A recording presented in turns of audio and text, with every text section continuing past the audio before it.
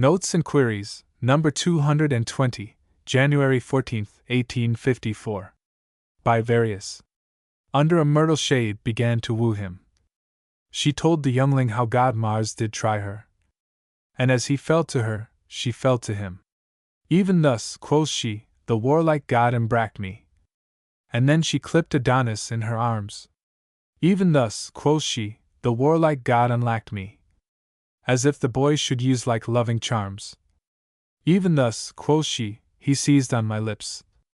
And with her lips on his did act the seizure. And as she fetched breath, away he skips. And would not take her meaning nor her pleasure. Ah! That I had my lady at this bay. To kiss and clip me till I run away. Sonnet 9. From Shakespeare's Passionate Pilgrim. 9. That the insertion of Griffin's sonnet in the Passionate Pilgrim was without Shakespeare's consent or knowledge, is in my opinion evident for many reasons. I have long been convinced that the Passionate Pilgrim was published surreptitiously, and although it bears Shakespeare's name, the sonnets and ballads of which it is composed were several of them taken from his dramas, and added to by selections from the poems of his contemporaries, Raleigh, Marlowe, and others, that it was a bookseller's job, made up for sale by the publisher, W. Jaggard. No one can believe that Shakespeare would have been guilty of such a gross plagiarism. Griffin's Fidessa bears date 1596.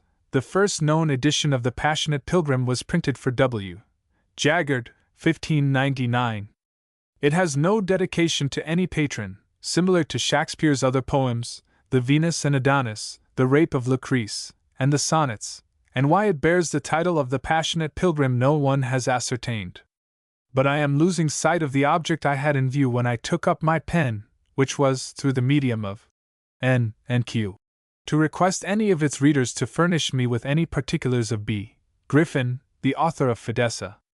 Mr. Singer supposes him to have been of a Worcestershire family, as he addresses his poor pamphlet. For patronage to the gentlemen of the Innis of Court, he might probably have been bred to the law. Perhaps your correspondents Cuthbert Bede, or Mr. Noak, the Worcestershire Rambler, might in their researches into vestry registers and parish documents, find some notice of the family. I am informed there was a gentleman of the name resident in our college precincts early in the present century, that he was learned and respected, but very eccentric. Cuthbert Bede. Mr. Noak. J.M.G. Worcester. Return. The early copies read Venus, with Adonis sitting by her. The defective word was added at Dr. Farmer's suggestion. Had he seen a copy of Fidessa, the true reading might perhaps have been restored. Note by Mr. Singer. Caps at Cambridge. At the congregation in the Senate House at Cambridge, N.O.V. 23, presided over by the Prince Chancellor, it was observed that the undergraduates in the galleries, for want I suppose of an obnoxious vice-chancellor or proctor upon whom to vent their indignation, poured it forth in yells and groans upon those members of the Senate who kept on their hats or caps. The same has been done on several former occasions. It probably arises from a mistake, in ascribing to the gaucherie of individuals what is really the observance of a very ancient custom. The following extract from an unpublished MS. of the middle, I think, of the 17th century, in which the custom is incidentally noticed, will serve for a confirmation of what I say. When I was regent, the whole House of Congregation joined together in a petition to the Earl of Pembroke to restore unto us the jus pilorum, the license of putting on our caps at our public meetings, which privilege time and the tyranny of our vice-chancellors had taken from us. Amongst other motives, we used the solemn for me of creating A.M. in the act by putting on his cap, and that signa of liberty might distinguish us which were the regents from those boys which we were to govern, which request he graciously granted. This was written by an M.A. of Oxford. At Cambridge we have not hitherto had such haughty despots in authority, to trample upon our rights, but we seem to be in danger of losing our jus pilorum through the tyranny, not of our vice-chancellors, but of those boys which we are to govern. A Regent M.A. of Cambridge. A Regent M.A. of Cambridge. Lincoln's Inn. Letters of Eminent Literary Men. Continued from page 8. 4. Dr. John Ward, Professor of Gresham College, to Dr. Carey, Bishop of Clonfert. M.S. Donat Brit. Muse, 6226, page 16. My lord, while there was any expectation of your lordship's speedy return to England, I forbore to congratulate you on your late promotion. For though none of your friends could more truly rejoice at this news than I did, both on your own account and that of the public, yet in the number of compliments which I was sensible you must receive on that occasion, I close rather to be silent for fear of being troublesome. But as I find it is now uncertain, when your affairs may permit of your return hither, I could not omit this opportunity by your good lady to express my hearty congratulation upon the due regard shown by the government to your just merit, and shall think it an honor to be continued in your esteem as ultimus amicarum. I doubt not but your lordship has seen Mr. Horsley's Britannia Romana advertised in some of our public papers, but I know not whether you have heard that the author died soon after he had finished the work, before its publication. When it was hoped that the credit of this book might have been of some service to him and his large family, he was suddenly and unexpectedly taken off by an apoplexy. Such is the uncertainty of all human affairs.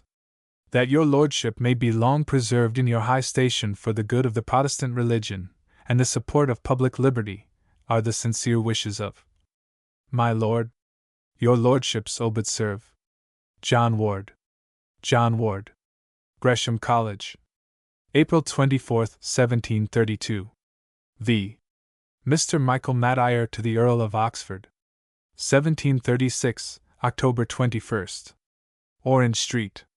My lord, after my most humble thanks for the continuation of Westminster elections you was so kind as to give me, I must acquit myself of my promise, and therefore I herewith send your lordship a copy transcribed exactly from the MS, given me by Dr. South himself of his verses upon Westminster School, with his name, and the year subscribed at bottom. They were indeed published among his Opera Posthuma Latina Anon, 1717 by Curll, after his impudent way of dealing with dead authors' works, and sometimes also with those of the living. Curll's printed copy differs from the MS, in these following places. Curll. Ms. There. 5. Multum. Late. 16. Et. Dum. 21. Ubi regnat. Quod regnet. 23. Aemula. Aemula, but over it ardua. 25. Dirigit. Digerit. 26. Nitent. Micant. 29. Studiosi. Studiosa. 30. Illa. Ipsa. 33. Lumen. Lusum. Your lordship by this may see how much this saucy fellow has abused this learned man's fine copy of verses, and how justly he deserved the correction which was inflicted on him at that school. By the 10th distich it appears that the school, containing the Intercentum Juvines, was managed by 3 masters only, and for aught we know might flourish pretty well, though it had not twice that number. Give me leave, my lord, to subscribe myself with profound respect. Your honours, most obliged, most obedient, and most humble serve. Mater. Mater. In inclitam scholam regiam Westministeriensum. In inclitam scholam regiam Westministeriensum. Regini fundata manu, regina scholarum. Quam Virgo extruxit musac, Virgo collit. Inconfusa babel, linguis et mol superba. Celsior et fama, quam fut illa situ.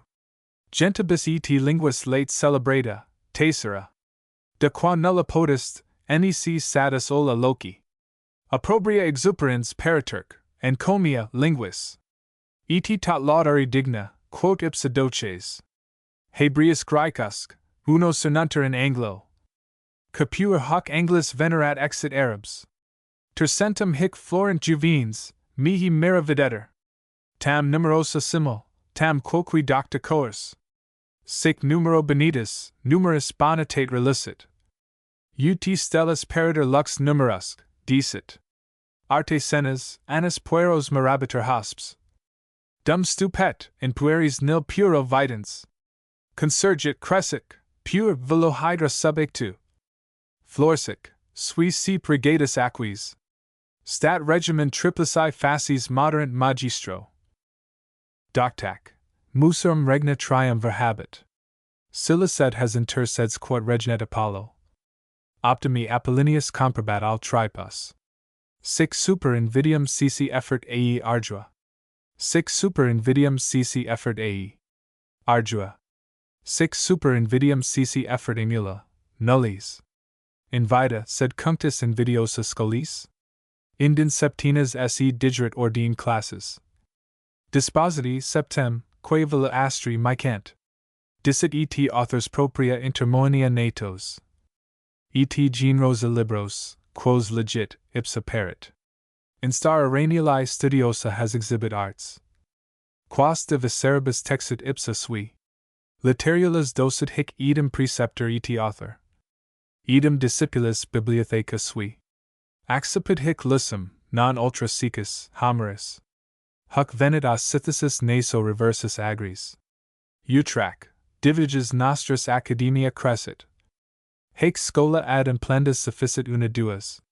Sic fons exiguus binos excurrit in amnes. Parnassi geminus sic quoque surgit apex. Huic collata igitur, quantum ipsa academia praestat. Dic precer, haec doctos accipit, illa facit. Rob. South. Rob. South. And Dioem 1652. AUT 1653. Ms. Harl. 7025 fols. 184, 185. 6. The Earl of Orrery to Mr., afterwards Dr. Thomas Birch. Addit. Ms. Brit. Muse, 4303 art. 147, originally. Caledon, September 21, 1748. Dear Sir, it either is, or seems to be, a long time since I heard from you. Perhaps you are writing the very same sentence to me, but as the loss is on my side, you must give me leave to complain. This summer has passed away in great idleness and feasting, so that I have scarce looked into a book of any sort. Mrs. Pilkington and Con. Phillips, however, have not escaped me. I was obliged to read them to adapt myself to the conversation of my neighbors, who have talked upon no other topic, notwithstanding the more glorious subjects of peace, and Lord Anson's voyage. The truth is, we are better acquainted with the style of Con and Pilkey than with the hard names and distant places that are mentioned in the voyage round the world. I have not peeped into the Anti-Lucretius. It is arrived at Caledon, and reserved for the longest evenings. Carte's voluminous history is weighing down one of my shelves. He likewise is postponed to bad weather, or a fit of the gout. Last week brought us the first number of Con's second volume. She goes on triumphantly, and is very entertaining. Her sister Pilkington is not so fortunate. She has squandered away the money she gained by her first volume, and cannot print her second. But from you, I hope to hear of books of another sort. A thin quarto named Luthiana is most delicately printed, and the cuts admirably engraved, and yet we think the county of Louth the most devoid of antiquities of any county in Ireland. The county of Cork is, I believe, in the press, and I am told it will be well executed. I have seen the county of Waterford, and approve of it very much.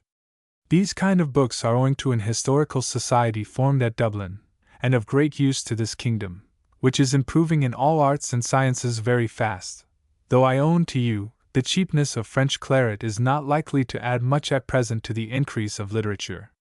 If all true Hibernians could bring themselves to be of your opinion and Pinder's, the glorious memory of King William might keep the head cool, and still warm the heart.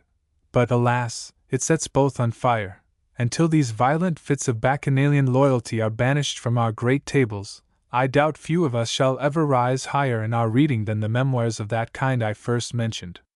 I am, dear sir, and so is all my family, truly yours, Orrery. To the Rev. Mr. Thomas Birch. At his house in Norfolk Street, London. Free Boyle. Newspaper Folklore. The following paragraph is now going the round of the newspapers without reference to the source of information. I copy it from the Morning Chronicle of Friday, December 9th. Escape of a snake from a man's mouth. An extraordinary circumstance occurred a few days ago to Jonathan Smith, gunner's mate, who was paid off at Portsmouth on the 6th of May last, from Her Majesty's ship Hastings, 72 guns, on her return to England from the East Indies. He obtained 6 weeks' leave. On the expiration of that time, after seeing his friends at Chatham, he joined the excellent gunnery ship at Portsmouth. After some time he was taken unwell, his illness increased, and he exhibited a swelling in his stomach and limbs. The surgeon considering that it arose from dropsy, he was removed into Hazard Hospital, and after much painful suffering, although he had every attention paid to him by the medical officers of the establishment, he died. 2 hours before his death a living snake, 9 inches in length, came out of his mouth, causing considerable surprise. How the reptile got into his stomach is a mystery. It is supposed that the deceased must have swallowed the reptile when it was young, drinking water when the Hastings was out in India, as the ship laid for some time at Trincomalee, and close to a small island called Snake Island. The crew used very often to find snakes on board. The way they used to get into the ship was by the cable, and through the hawsers into the forecastle. The deceased was 40 years of age. He was interred in Kingston churchyard. His remains were followed to the grave by the ship's company of the excellent. The proverbial wisdom of the serpent is here clearly exemplified. It has long been well known among sailors that rats have the sense to change their quarters when a vessel becomes cranky, whence I believe arises the epithet rat, which is sometimes scurrilously applied to a politic man who removes to the opposition benches when he perceives symptoms of dissolution in the ministry. The snake, in the simple narrative above quoted, was evidently guided by some such prudential motive when he quitted the stomach of the dying sailor, which could not continue for any great length of time to afford protection and support to the cunning reptile. I have an amiable friend who habitually swallows with avidity the tails of sea serpents which are periodically imported into this country on American bottoms, and I have sufficient credulity myself to receive, without strict examination into evidence, the account of the swarming of the snakes up the cables into a ship, but I cannot so readily believe that considerable surprise was caused in the mind of any rational biped by the fact that a living snake, which had attained to the length of 9 inches, took the very natural precaution to come out of a dying man's mouth. How the reptile got into his stomach is a mystery which the newspaper writer has attempted to clear up, but he has not attempted to explain how the reptile managed to live during many months in so unusual a habitation as a man's stomach. Some obliging correspondent of N&Q will perhaps have the kindness to explain this remarkable fact in natural history. A Londoner. King James's Irish Army List of 1689–90. In last September I undertook a literary project, which I think could be greatly aided through the medium of N&Q, as there are few families in the Empire that are not connected with its details, and who might therefore be expected to feel interested in them. The project I allude to is a publication of King James's Irish Army List of 1689–90. King I must call him in reference to that list. Those that appear upon it were many his Cree men, and all his devoted adherents. The list, of which I have a copy in MS, extends over 34 pages octavo.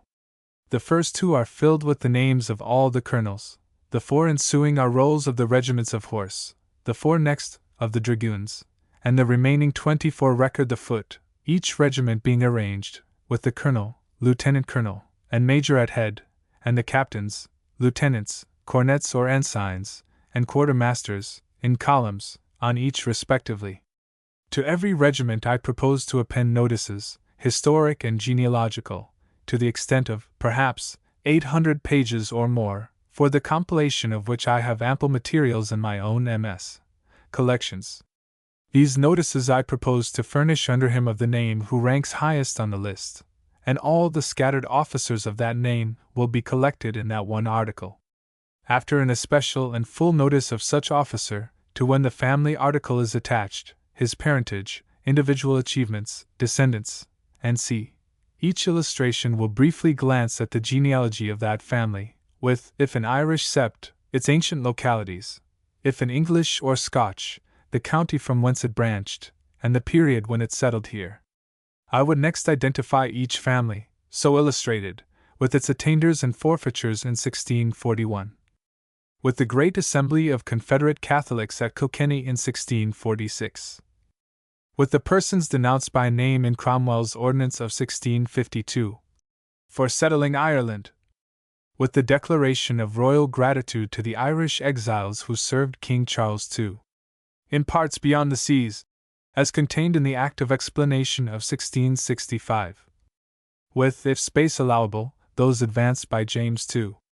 to civil offices as sheriffs, and or members of his new corporations. With those who represented Irish counties or boroughs in the Parliament of Dublin in 1689. With the several outlawries and confiscations of 1691, and with else claims that were subsequently, in 1703, preferred as charges on these forfeitures, and how far allowed or dismissed. And lastly, as far as attainable, their achievements in the glorious engagements of the Spanish and French brigades. All statements throughout being verified by authorities. Already have I compiled and arranged the materials for illustrating the 8 regiments of horse upon this roll, viz.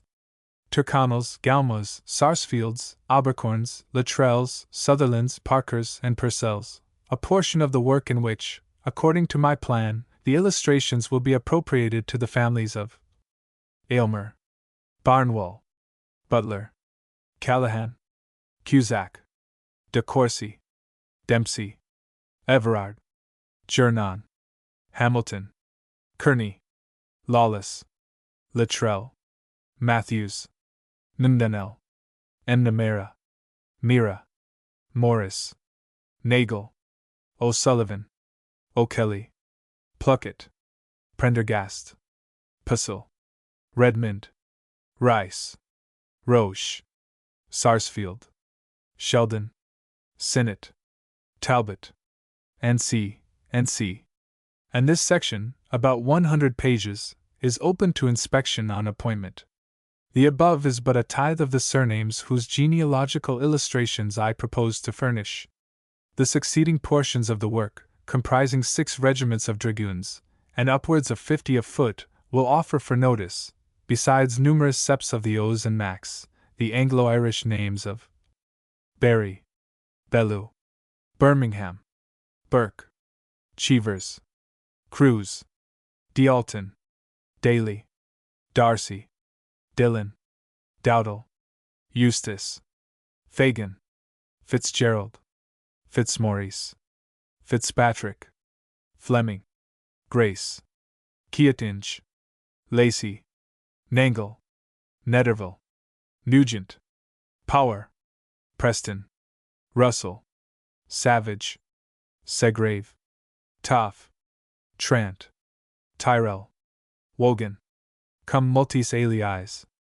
My inquiry touching Lord Dover, who heads the list, has heretofore elicited much curious information, and I confide that all who can afford literary assistance to the undertaking, by letters, inspection of documents, or otherwise, will promptly communicate on the subject. John D'Alton, 48, Summerhill, Dublin. Minor notes.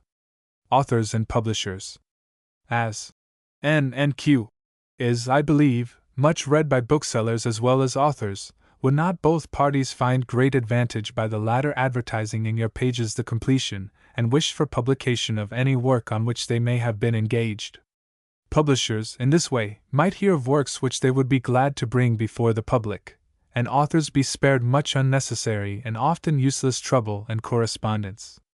Authors, I know, may feel some delicacy in coming before the world in this manner before publication, although after that Rubicon is passed, their names and productions are blazoned on the winds, but as a previous announcement in N&Q may be made anonymously, as respects the name of the writer, although not of course as regards the nature of his work, there seems no just reason why honorable and beneficial arrangements may not be made in this way as well as by any other. To me this plan seems to offer some advantages, and I throw out the hint for the consideration of all whom it may concern. Alpha. Return.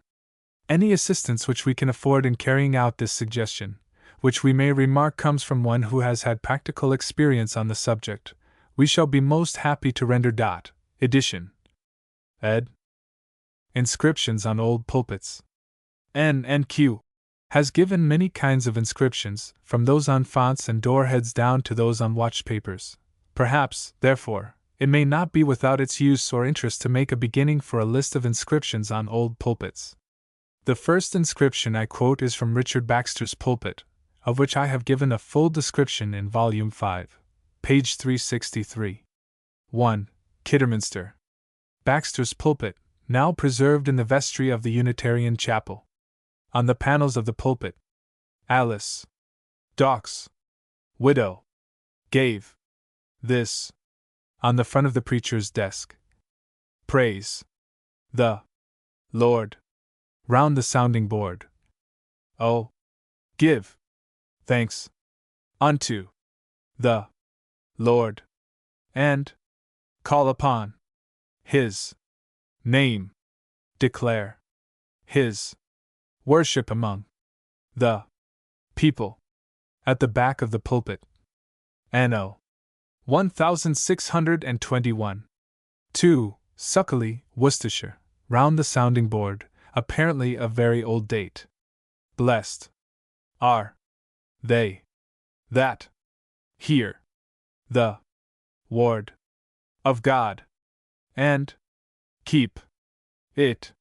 3. Broadwas, Worcestershire. On the panels, William Noxon and Roger Prince. C. W. 1632. Round the sounding board, the same text as at Suckley. Cuthbert Bede, B.A.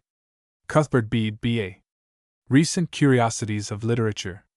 Thackeray, in the second number of the Newcomes, describes an old lady's death as being caused from her head having been cut with a bedroom candle. N. P. Willis, in his health trip to the tropics, speaks of being waited on by a Carib who had no beard except a long mustache. Professor Spaulding, of St. Andrews, in his History of English Literature, says that the sonnets of Wordsworth have perfection hardly to be surpassed. And J. Stanyon Bigg, the new poet, in the December number of Hogg's Instructor, exclaims, "The winter storms come rushing round the wall, like him who at Jerusalem shrieked out Wah!" Cuthbert Bede, B.A. Cuthbert Bede, B.A. Assuming names.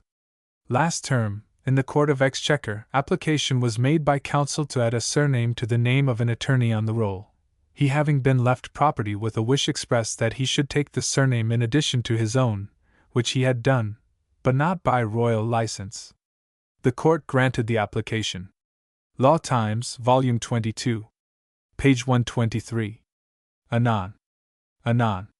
False dates and watermarks of papers.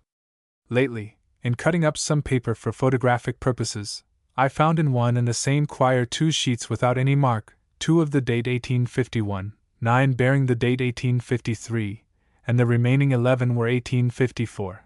I can imagine a case might occur in which the authenticity of a document might be much questioned were it dated 1853, when the paper would be presumed not to have been made until a year afterwards. I think this is worth making a note of not only by lawyers, but those interested in historical documents. H. W. D. January 2, 1854. Queries. Captain Faure. I send you a note and a query respecting the same person. Many years since, I passed a few days in one of the wildest spots in the south of England, Hockley, in the neighborhood of Selborne. On a visit to the church of Emshot, I heard that the screen had been presented by a Captain Faure, whose memory was in some way connected with the days of the Republic, and on farther inquiry tradition, it appeared, had come to the conclusion that Faure had been one of the regicides who had retired into the neighborhood, and lived and died there in a sort of concealment. I found out, also, the house in which he had lived, a pretty modest cottage, in which a small farmer resided. I was struck, on approaching it, by the beauty of the brickwork of the little porch, which appeared to have been an addition to the original building.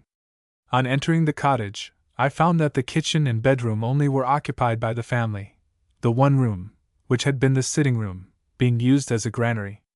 The ceiling of this room was ponderous, with a deep, rich sunken paneling. The little porch entrance and the ceiling of this room were so out of character with the cottage, and indeed with all around, that I caused search to be made in the registers of the parish to see if I could find some trace of this Captain Farre, and I now send you the result. There was no regicide of that name, but Colonel Farre was one of those to whom the warrant for the execution of Charles was addressed, and he certainly was not one of the 29 subsequently tried for the high treason as it was called. What became of him I know not. Whether he reappeared here as Captain Farre, or who Captain Farre was, I shall leave to the speculation of the better informed. There were many Farres and Farres out in the Great Revolution, and the name is sometimes spelt one way, sometimes the other. Empshot, under Noer Hill or Noah Hill, was certainly an excellent place for concealment. The neighborhood was, and is, as White said, famous for its oaks, and infamous for its roads. Extracts from the parish registers. Captain Farre of Noer, when our church was repaired, gave the new silk a cushion and pulpit cloth, which was first used on Christmas Day, Anno Domini 1664. 1683, February 5th. And Baker, kinswoman of Captain Farre, was buried, and that very day the moon was new, and the snow thawed, and the frost broke, which had lasted from Nov. 26, 1683, to that day, which is 10 weeks. The ponds were frozen 2 feet, and that little water which was not sweet. The very grave wherein she was buried in the church was froze almost 2 feet over, and our cattle were in a bad case, and we fared worse, and just in our extremity, God had pity on us, and sent a gracious rain and thaw. She was buried in linen, and paid 50s. to the poor, and 6s. 8d. for being buried in the church. 1685, April 1st. Mrs. Farre was buried in linen, and p. 50s. to the poor. 1694, John, son of Mr. John Palmer and Elizabeth his wife, was born Tuesday, May the 1st, and baptized at home May the 11th. Why Captain died Thursday last, why day before. An account of the brief for the relief of the French Protestants, read May 16th, at Newton, 1686. At Nor in Newton, Captain Mr. Robert Farre gave 1 lib for himself, and his kinswoman Mrs. Elizabeth Farre. His man Roger 1s. His maid Anna 6d. Gathered towards the relief of the French Protestants, May 11th, 1688. Captain Farre and Mrs. Elizabeth Farre 5s. Cf. Marriage ceremony in the 14th century. Will some one of your correspondents, learned in such matters, refer me to a work treating of the marriage ceremony as performed in this country during the 14th century, in order to the explanation of the following passages, which refer to an event in English history, the marriage of Edward I's daughter with the Count of Holland? The King's writ to the Bishop of London speaks of the marriage as about to be celebrated on the day after the Epiphany, upon which day, as shown by the wardrobe account, the ring was put on, but it was on the next day, the 8th, that the Princess Dispon fut, as shown by the same account. S. In Reimer's Foedera, Volume 1, page 850, will be found a writ directed to the Bishop of London, and others, as follows. Quia intercomitem Hollandi et Elizabetham, filium nostram carissimum, matrimonium hac proxima die luni, in Crastino Epiphanii apud Gippacivicum solemn Nazari proponimus, domino concedent. And c. In the Household Book of King Edward I, for the same year, ad. Ms. 7965. Will be found the following entries, page 6. Oblati participati. Turco di Januar in oblati participatis ad missum celebratam ad magno altar ecclesia priorat bipt in Japelico di nuptiar Alienor de Burgo. Vig. T. Ar. T. B. T. R. Pro Comitessa Holland. Iadum die, vig Januar, indina artam positis sup libricien jactatis iter homines circumstantes ad hostium in introita eccli magna prioratis pred ciu becomes Hollandi sub. Vit dienam Elizabetham filium regis cu annulo ori. LXS. AR. R. N. C. N. Fratribus predicatoribus de Japelico P. Sua unius dii videl tz vij dii janu ar quo die d na Elizabeth filia r, dispon s fut pm, de Cofford siege s, theage d. tz. ar. na. s. rc. Manuscript Catena. About 4 years ago I purchased, at the sale of the Museum of Mr. George Bell of Whitehaven, a folio vellum MS, in Latin, written apparently in the 14th century, containing a catena, or a series of notes on the epistles to the Romans and Corinthians, selected from the Fathers of the Church, viz. Origens, Ambrosius, Gregorius, Geronimus, Augustinus, Cassianus, Beda, Lambertus, Lanfrancus, Anselmus, and Evo Carnotensis. As many of those authors were English, I infer that the volume was compiled in England for some English monastery. The beginning of each chapter is noted on the margin, but there is no division into verses. The sentences, or short paragraphs of the text, are written in vermilion, and the comments upon them in black. Those comments are generally taken from one, but often from 2 or 3 authors, the names of each being stated. There are large handsome capitals at the beginning of each book, and the initials to the paragraphs are distinguished by a spot of red, but there are no illuminations. 2 leaves have been cut out at the beginning of the volume, a few at 2 or 3 places throughout the volume, and at the end, by some former possessor. As the style of binding is very uncommon, I will describe it. It was bound in oak boards of half an inch thick. The sheets were sewed on thongs of white leather, similar to what cart harness is stitched with. Instead of the thongs being brought over the back edges of the boards, as in modern binding, they are inserted into mortices in the edges of the boards, and then laced through holes, and secured with glue and wedges. The boards were covered first with alum leather, and over that sealskin with the hair on. The board at the beginning of the book had 4 feet, placed near the corners, of nearly an inch in height, half an inch in diameter at the base, and about 1/4 of an inch at the point. Each was cast in one piece, with a circular base of about 1 1/4 inches in diameter, and rising towards the center, and they were each fastened on by 3 pins or nails.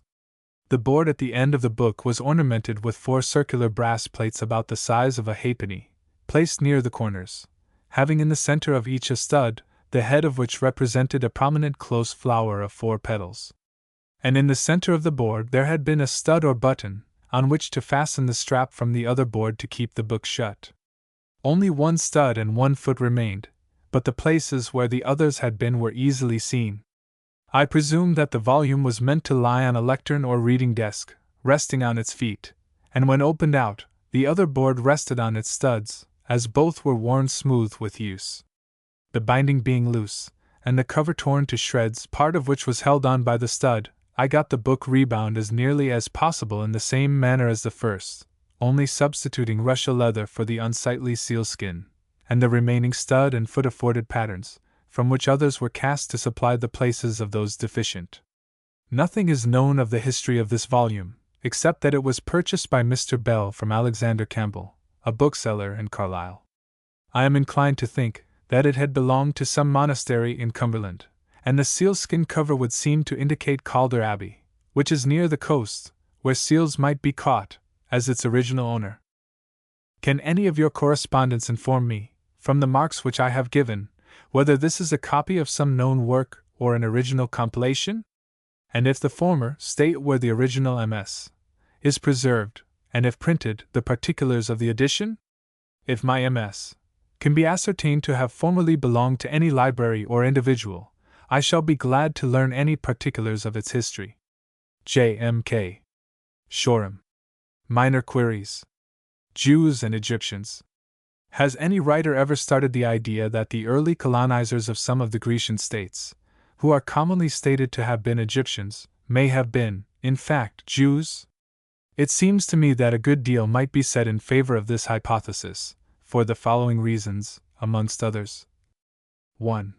The Egyptian tradition preserved by Hecataeus, and quoted from him by Diodorus, that Danaus and Cadmus were leaders of minor branches of the great emigration, of which the main body departed under the guidance of Moses. 2. The near coincidence in point of time, as far as can be traced, of the appearance of Danaus, Cadmus, and Cecrops, in Greece, with the Jewish Exodus. 3. The letter, preserved by Josephus of Arius, king of Sparta, to the high priest of the Jews, claiming a common descent with the latter from Abraham, and proposing an alliance. It is difficult to explain this claim on any other supposition than that Arius had heard of the tradition mentioned by Diodorus, and, as he and his people traced their descent from Danaus through Hercules, they consequently regarded themselves as sprung from a common stock with the Hebrews. I throw out this theory for the consideration of others, having myself either leisure nor opportunity for pushing the subject any farther, but still I think that a distinguished statesman and novelist, who amused the world some years ago by endeavoring to trace most of the eminent men of modern times to a Jewish origin, might, with at least as much reason, claim most of the glories of ancient Greece for his favorite people. J. S. Warden. J. S. Warden. Skinflint. Is the word skinflint a miserly or niggardly person, of English or foreign derivation? And where is the earliest instance of the term to be met with? J. W. Garlic Sunday. The last Sunday of summer has been heretofore a day of great importance with the Irish, as upon it they first tried the new potato, and formed an opinion as to the prospects of future harvest. The day was always called, in the West in particular, Garlic Sunday, perhaps a corruption of Garland Sunday. Can any one give the origin of this term, and say when first it was introduced? U. Dublin. Custom of the Corporation of London. In the evidence of Mr. Benwick, given before the Royal Commissioners for inquiring into the Corporation of the City of London, he stated that there is, amongst other payments, one of 133 L. for cloth to the great ministers of state, the city being bound by an old charter to give a certain amount of cloth annually to them. He subsequently states that this custom is supposed to be connected with the encouragement of the wool manufacture in its early history, and that 4.5 yards of the finest black cloth that the country can produce are annually sent to the first Secretary of State, the second Secretary of State, the Lord Chancellor, the Chamberlain of the Household, the Vice-Chancellor of the Household, the Treasurer of the Household, the Lord Steward, the Controller, the Lord Chief Justice of the Queen's Bench, the Lord Chief Justice of the Common Pleas, the Chief Baron of the Exchequer, the Master of the Rolls, the Recorder of London, the Attorney General, the Solicitor General, and the Common Sergeant. Can any of the readers of N and Q give a more particular account of this custom? Service. General Stokes. Can any of your readers give me any information respecting the parentage of General Stokes? In the historical table of remarkable events in the Jamaica Almanac for 1847 it says, General Stokes, with 1,600 men from Nevis, arrived and settled near Port Morant, Anno Domini 1655. And in Brian Edwards' work on Jamaica and the West Indies, mention is made of General Stokes in the following words. In the month of December, 1655, General Stokes, with 1,600 men from Nevis, arrived in Jamaica, and settled near Port Morant. The family of the Morants of Vere, in Jamaica, are the lineal descendants of General Stokes, who took the name of Morant from the port at which he landed. General Stokes was governor of Nevis, and on his arrival in Jamaica was appointed one of the High Commissioners for the island.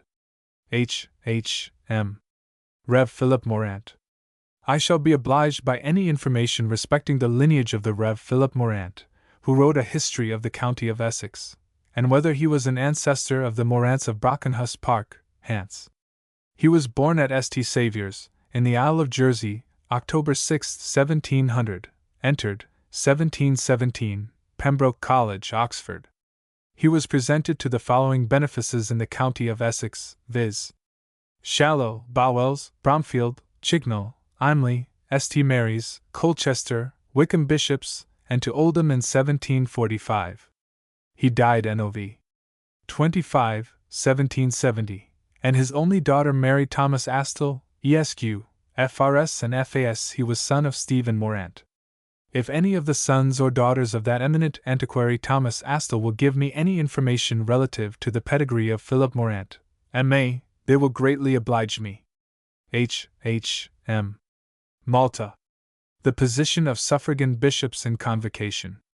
In Chamberlain's Magni Britanniae Notitia, or The Present State of Great Britain, 1729, page 73, it is said, "All suffragan bishops and deans, archdeacons, prebendaries, rectors, and vicars have privileges, some by themselves, others by proxy or by representatives, to sit and vote in the lower house of convocation." Is there authority for this statement as regards suffragan bishops? There is no writ or mandate that I have seen for their appearance. W. Fraser. W. Fraser. Tormohan. Cambridge Mathematical Questions. Can any of your readers inform me whether the University of Cambridge puts forth, by authority, a collection of all the questions proposed to candidates for the B.A. degree? If not, how can one obtain access to the questions which have been asked during the last 40 or 50 years? Iota. Crabbe, Mrs. In some second-hand book catalogue the following is inserted, viz. 1353, Crabbe, Rev. Geo., Poet, Poems, Prayers, Essays, Sermons, Portions of Plays, and c. 5 volumes entirely autograph, together with a catalogue of plants and extracts from the second volume of the Transactions of the Linnean Society, 1795. This volume only contains a few autograph verses in pencil at the end. An autograph letter of 4 pages to the Dean of Lincoln, dated Trowbridge, March 31, 1815. A curious anonymous letter from Priscian to Mr. Murray, dated December 8, 1833, on the orthography of the name of the birthplace of the poet, and which the writer observed in the view of the town of Aldabig in the frontispiece to the prospectus Mr. M. has just issued, and c. interspersed with some portraits and scraps, in 6 volumes 4 and 8 vo, dated from 1779 to 1823 8 L. 8. Trowbridge. This is a note underneath. The following portion of a prayer, evidently alluding to his troubles, occurs in one of the volumes bearing date December 31, 1779. 1,000 years, most adored Creator, are in thy sight as one day. So contract in my sight my calamities. The year of sorrow and care, of poverty and disgrace, of disappointment and wrong, is now passing on to join the eternal. Now, O Lord, let, I beseech thee, my afflictions and prayers be remembered, my faults and follies be forgotten. O Thou who art the fountain of happiness, give me better submission to thy decrees, better disposition to correct my flattering hopes, better courage to bear up under my state of oppression. And c. Can any of the reader of N and Q tell me who possesses this? I should very much like to know. H. T. Bobbart. H. T. Bobbart. Ashby de la Zouch. Tilly, an officer of the courts at Westminster. What office did one Tilly hold in one of the courts at Westminster, circa 8 William III? Was he warden of the Fleet? What were his connections by birth and by marriage? Was he dispossessed? And if so, why? J.K. Mr. G.Y.E. Who was Mr. Guy, or G.Y.E., who had chambers in the Temple circa 8 W.M. 3. J.K. 3 Fleurs de Lis. Some of your heraldic contributors may perhaps be able to say whether there is any instance of an English coat of arms with 3 fleurs de lis in a line, horizontal, in the upper part of the shield? Such are said to occur in coats of arms of French origin, as in that of the celebrated Du Guesclin, and perhaps in English coats in the form of a triangle. But query whether, in any instance, in a horizontal line? Devoniensis. Devoniensis. The Commons of Ireland previous to the Union in 1801. I have understood there was a work which contained either the memoirs or sketches of the political characters of all the members of the last Commons of Ireland, and I have heard it was written by a Rev. Dr. Scott of, I believe, Trinity College, Dublin. Can any reader of N and Q inform me if there be such a work? And if there be a biographical account of the author to be met with? C.H.D. All Holy Day at Peckham.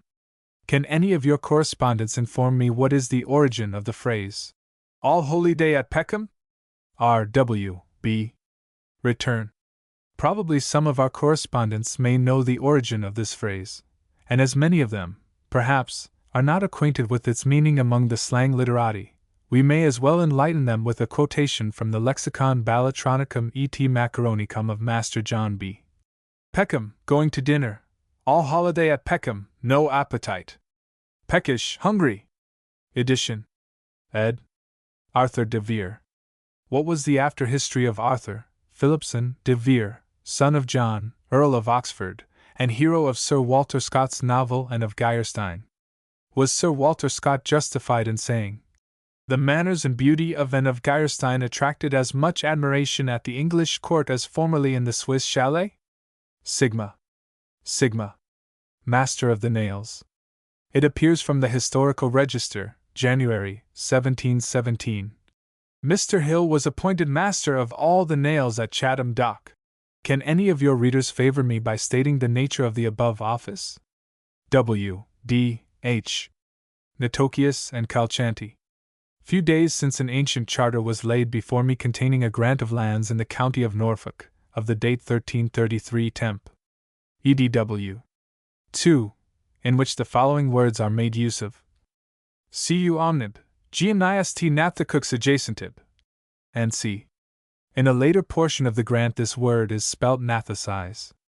Probably some of your learned readers can throw some light on what is meant by the words granus et natocius as being appurtenant to marsh lands.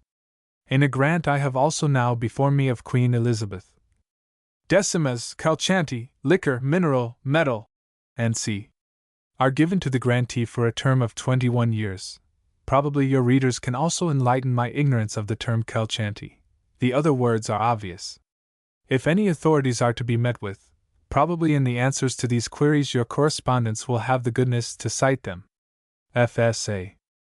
Nedo the Totting. May I beg, through the medium of your excellent publication, to ask if any of your correspondents can inform me in which of our English authors I may find some lines headed Nedo the Totting? W. T. Minor queries with answers. Bridget Cromwell and Fleetwood. Can you inform me whether Bridget, daughter of Oliver Cromwell, who was first married in 1651 to Ireton, Lord Deputy of Ireland, and had by him a large family, and secondly, to General Fleetwood, had any family by the latter? And if so, what were the Christian names of the children? Fleetwood. A new subscriber of 1854. A new subscriber of 1854. Noble, in his Memoirs of the House of Cromwell, Volume 2, page 369, says, "It is most probable that Fleetwood had issue by his second wife Bridget, especially as he mentions that she was in an increasing way in several of his letters, written in 1654 and 1655. It is highly probable Mr. Charles Fleetwood, who was buried at Stoke Newington, May 14, 1676, was his son by the Protector's daughter, as perhaps was Ellen Fleetwood, buried in the same place in a velvet coffin, July 25, 1731. If so, she must have been, at the time of her death, upwards of 70 years of age." Culet. In my bills from Christ Church, Oxford, there is a charge of 6d every term for culet. What is this? B.R.I. In old time there was a collection made every year for the doctors, masters, and beadles, and this was called collecta or culet. The latter word is now used for a customary fee paid to the beadles. "I suppose," says Hearn, "that when this was gathered for the doctors and masters it was only for such doctors and masters as taught and read to scholars, of which sort there was a vast number in old time, and such a collection was therefore made, that they might proceed with the more alacrity, and that their dignity might be better supported." Appendix to Hist. Rob. de Avesbury. Replies. The Asteroids or Recently Discovered Lesser Planets. Volume 7, page 211. Volume 8, page 601. Quester has asked me a question to which I will not refuse a reply. If he thinks that the breaking up of a planetary world is a mere fancy, he may consult Sir John Herschel's Astronomy, section 434, in Lardner's series, edition 1833, in which the supposition was treated as doubtful, and farther discoveries were declared requisite for its confirmation, and Professor Mitchell's Discoveries of Modern Astronomy, London, 1850, pages 163 to 171, where such discoveries are detailed, and the progress of the proof is narrated and explained. It may be briefly stated as follows. In the last century, Professor Bode discovered the construction of a regular series of numbers, in coincidence with which the distances of all the known planets from the Sun had been arranged by their creator, saving one exception. Calling the Earth's solar distance 10, the next numbers in the series are 16, 28, 52. The distances answering to 16 and 52, on this scale, are respectively occupied by the planets Mars and Jupiter, but the position of 28 seemed unoccupied. It was not likely that the Creator should have left the methodical order of his work incomplete. A few patient observers agreed, therefore, to divide amongst themselves that part of the heavens which a planet revolving at the vacant distance might be expected to traverse, and that each should keep up a continuous examination of the portion assigned to him. And the result was the discovery by Piazzi, in 1801, of a planet revolving at the expected solar distance, but so minute that the elder Herschel computed its diameter to be no more than 163 miles. The discovery of a second by Olbers, in the following year, led him to conjecture and suggest that these were fragments of a whole, which, at its first creation, had occupied the vacant position, with a magnitude not disproportionate to that assigned to the other planets. Since then there have been, and continue to be, discoveries of more and more such fragmental planets, all moving at solar distances so close upon that numbered 28, as to pass each other almost, as has been said, within peril, but in orbits which seem capriciously elevated and depressed, when referred to the planes assigned for the course of the regular planets, so that, to most minds capable of appreciating these facts, it will seem that Olbers' conjecture has been marvelously confirmed. Quaestor. As to the theological conjecture appended to it in my previous communication, about which Quaestor particularly questions me, I can only say, that if he deems it rash or wrong, I have no right to throw the blame of it on any other man's shoulders, as I am not aware of its having been hazarded by any one else. But I hope he will agree with me, that if there has been a disruption of a planetary world, it cannot have arisen from any mistake or deficiency in the Creator's work or foresight, but should be respectfully regarded as the result of some moral cause. Quaestor. Henry Walter.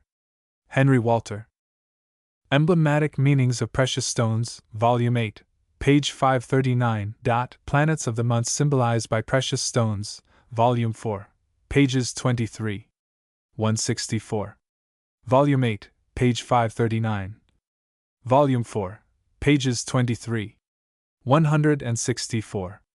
The Poles have a fanciful belief that each month of the year is under the influence of a precious stone, which influence has a corresponding effect on the destiny of a person born during the respective month. Consequently, it is customary, among friends and lovers, on birthdays, to make reciprocal presents of trinkets ornamented with the natal stones. The stones and their influences, corresponding with each month, are supposed to be as follows: January, garnet, constancy and fidelity. February, amethyst, sincerity. March, bloodstone, courage, presence of mind. April, diamond, innocence. May, emerald, success in love. June, agate, health and long life. July, cornelian, contented mind. August, sardonyx, conjugal felicity. September, chrysolite, antidote against madness. October, opal, hope.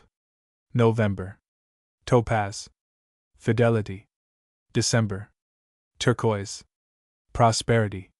The rabbinical writers describe a system of onomancy, according to the third branch of the Kabbalah, termed notarikon, in conjunction with lithomancy. 12 anagrams of the name of God were engraved on 12 precious stones, by which, with reference to their change of hue or brilliancy, the Kabbalist was enabled to foretell future events.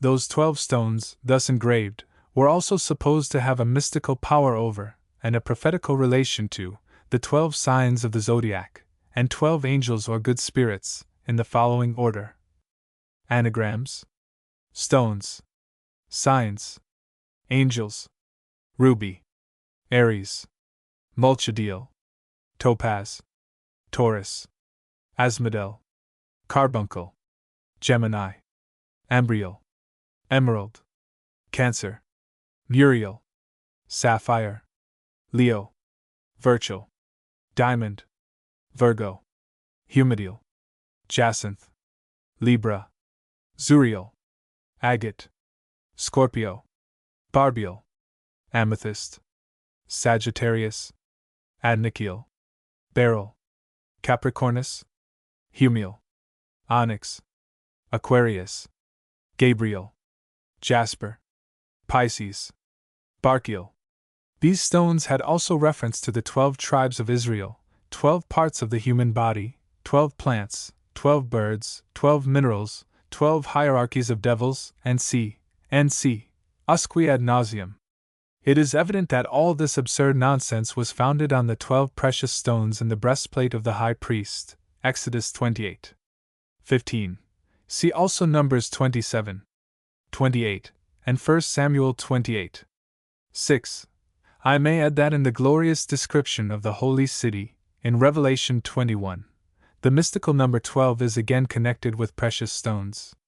In the Sympathia Septem Metallorum AC Septem Selectrum Lapidum ad Planitis, by the noted Peter Arlensis de Scutulipis, the following are the stones and metals which are recorded as sympathizing with what the ancients termed the 7 planets. I translate the original words: Saturn, turquoise, lead, Jupiter, cornelian, tin, Mars, emerald, iron, sun, diamond, gold, Venus, amethyst, copper, mercury, lodestone, quicksilver, moon, crystal, silver. N.D. inquires in what works he will find the emblematical meanings of precious stones described.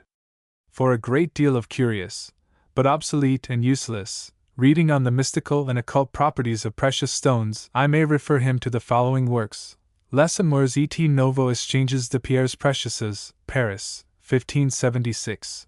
Curiosités innovantes sur la sculpture talismanique, Paris, 1637. Occulta Naturae Miracula, Antwerp, 1567. Speculum Lapidi. Auguste Vind, 1523. Les Œuvres de Jean Bellet, Rouen, 1569. W. Pinkerton. W. Pinkerton. Non-Recurring Diseases. Volume 8, page 516. To give a full and satisfactory answer to the questions here proposed would involve so much professional and physiological detail as would be unsuited to the character of such a publication as N.Q. I will therefore content myself with short categorical replies, agreeable to the present state of our knowledge of these mysteries of the animal economy. It is true as a general rule that the infectious diseases, particularly the exanthemata, or those attended by eruption, the measles for example, occur but once. But there are exceptional cases, and the most virulent of these non-recurrent diseases, such even as smallpox, are sometimes taken a second time, and are then sometimes, though by no means always, fatal. Why all the mammalia, for, be it observed, these diseases are not confined to the human race, are subject to these accidents, or why the animal economy should be subject to such a turmoil at all, or, being so subject, why the susceptibility to the recurrence of the morbid action should exist, or be revived in some and not in others, and why in the majority of persons it should be extinguished at once and forever, remain amongst the arcana of nature, to which, as yet, the physiology of all the hunters, and the animal chemistry of all the Liebigs, give no solution. Those persons who take note of the able, and in general highly instructive, reports of the Registrar of Public Health, will observe that the word zymotic is now frequently used to signify the introduction into the body of some morbific poisons, such as prevail in the atmosphere, or are thrown off by diseased bodies, or generated in the unwholesome congregation of a crowded population, which are supposed to act like yeast in a beer vat, exciting ferments in the constitution, in the case of the infections diseases, similar to those which gave them birth. But this explains nothing, and only shifts the difficulty and changes the terms, and is no better than a modification of the opinions of our forefathers, who attributed all such disorders to a fermentation of the supposed humors of the body. The essence of these changes in the animal economy, like other phenomena of the living principle, remain, and perhaps ever will remain, an unfathomable mystery. It is our business to investigate, as much as in our power, and by a slow and cautious induction, the laws by which they are governed.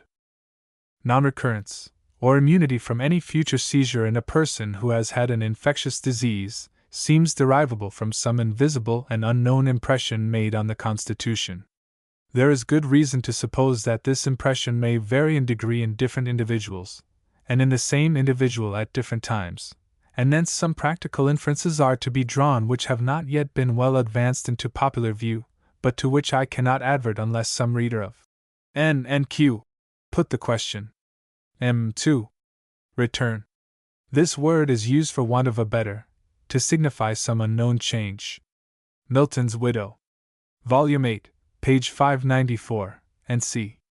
Garlichide's apologies to Mr. Hughes are due, not so much for neglecting his communications as for misquoting them.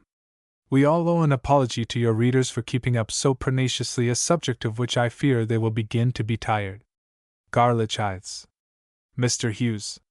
Mr. Hughes has not stated that Richard Minshull of Chester, son of Richard Minshull, the writer of the letter of May 3, 1656, was born in 1641. What Mr. Hughes did state, Volume 8, page 200, was that Mrs. Milton's brother, Richard Minshull of Worcester, was baptized on April 7th in that year, and the statement is quite correct, as I can vouch, from having examined the baptismal register. Richard Minshull of Chester was aged 40 or 41 at the date of his father's letter, as shown below. But even if he had been aged only 15, as supposed by Garlichide, I do not see that there is anything in the language of the letter to call for observation.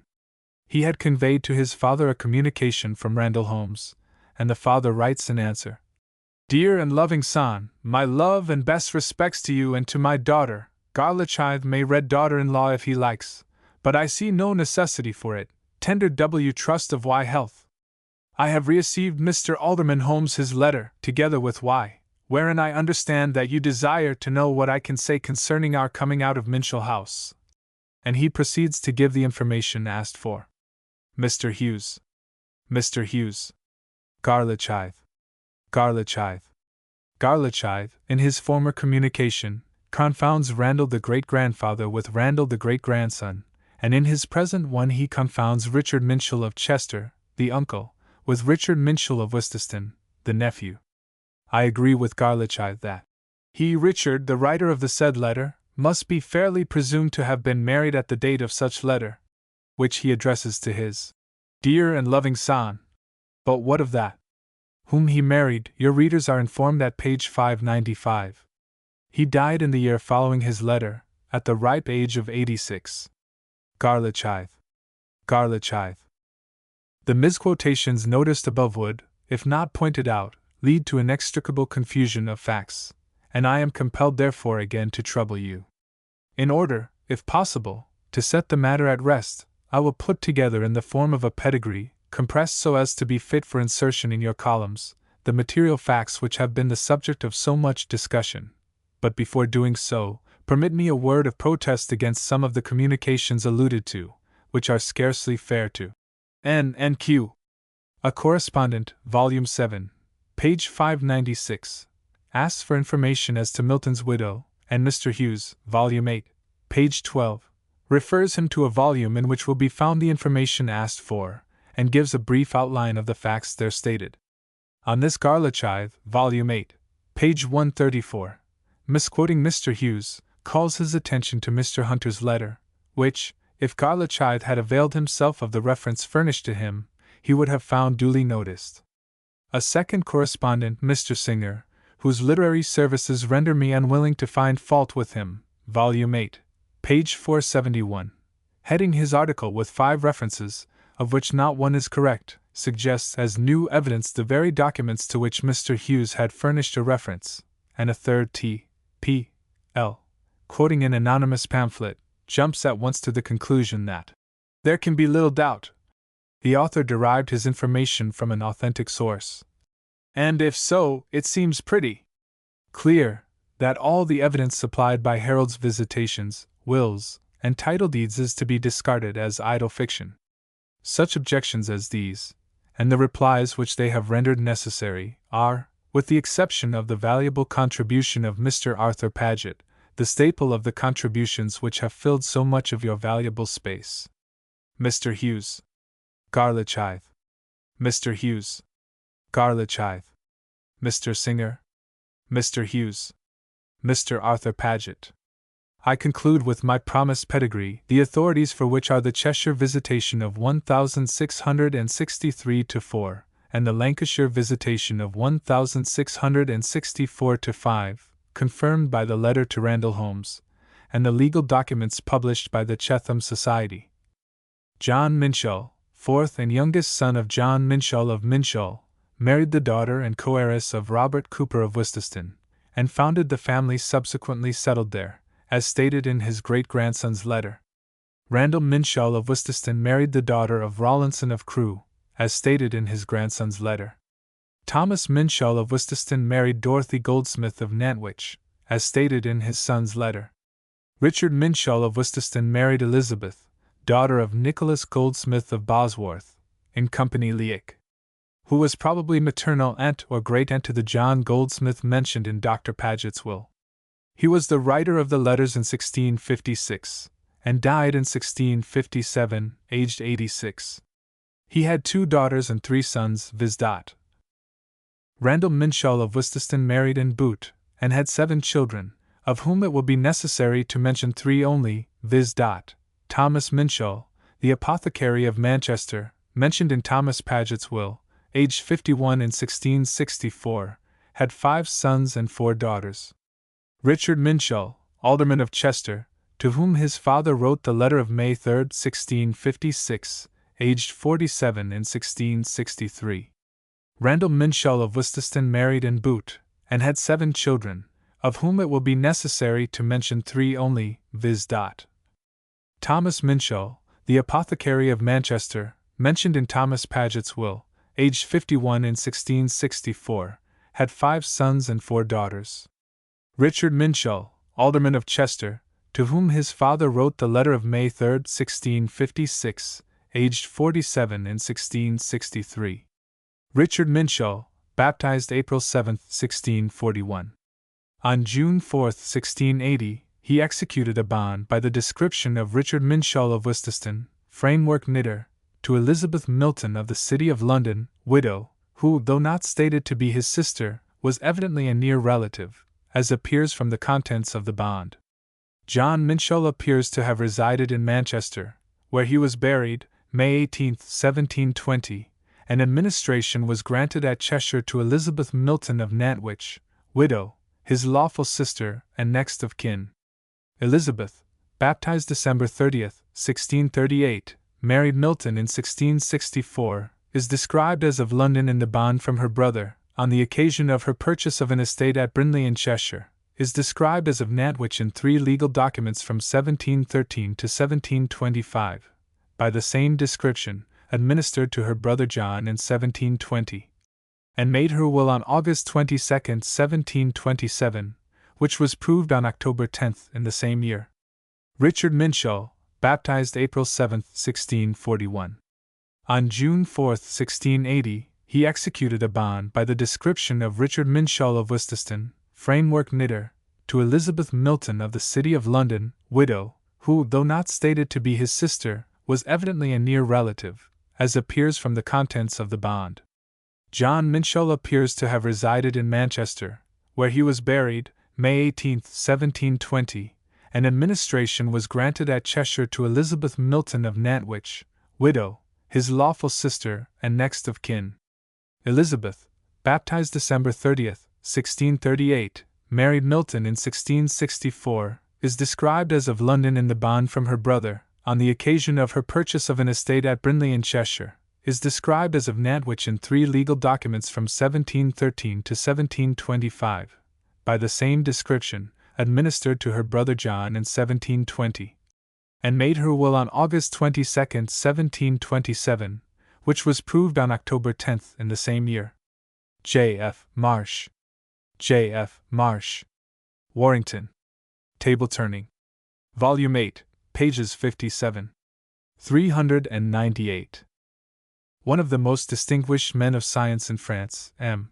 Chevreul, the editor, late or present, of the Annales de Chimie, N.C., has commenced a series of articles in the Journal des Savants on the subject of the divining rod, the exploring pendulum, table turning, N.C., his intention being to investigate scientifically the phenomena presented in these instances.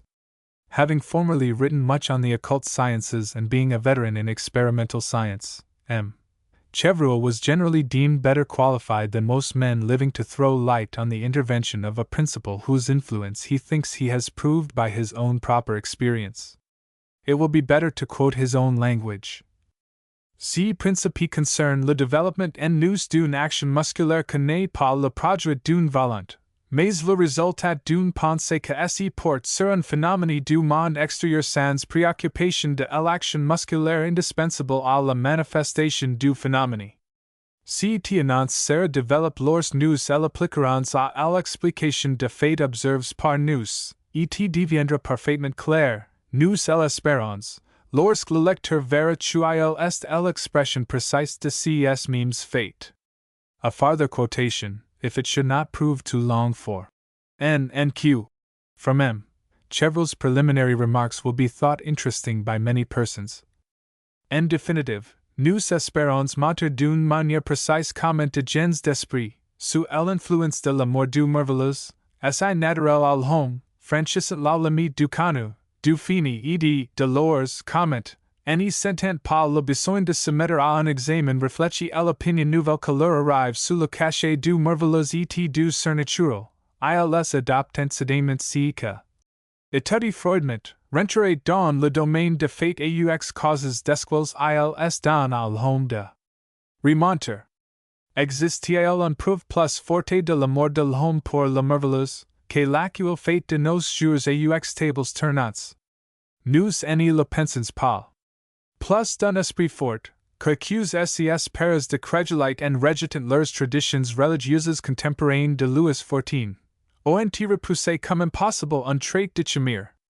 Si fait confirme si que nous avons dit de la crédulite à propos de l'essai sur la magie des ipsal route, car c'est l'esprit fort que repousse la révélation n'y s'appuie pas sur la méthode scientifique propre à discerner l'erreur de la vérité, l'incertain du fait de mentir.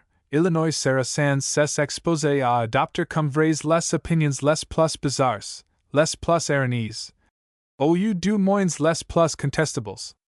The two articles hitherto published by M. Chevreul in the Journal des Savants for the months of October and November extend only to the first mentioned subject of these inquiries, the divining rod. The world will probably wait with some impatience to learn the final views of so eminent a scientific man.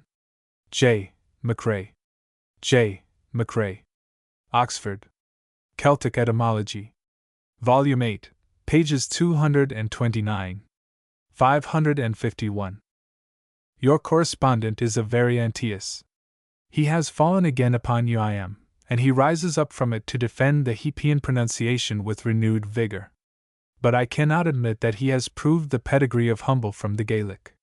But even if UIM were the root of a Sanskrit word, and not itself a derivative, still the many stages through which the derivation undoubtedly passes, without any need of reference to the Gaelic, are quite enough to establish the existence and continuance of an aspirate, until we arrive at the French, and it has already been proved that many words which lose the aspirate in French do not lose it in English. The progress from the Sanskrit is very clear. Sanskrit. Kshama.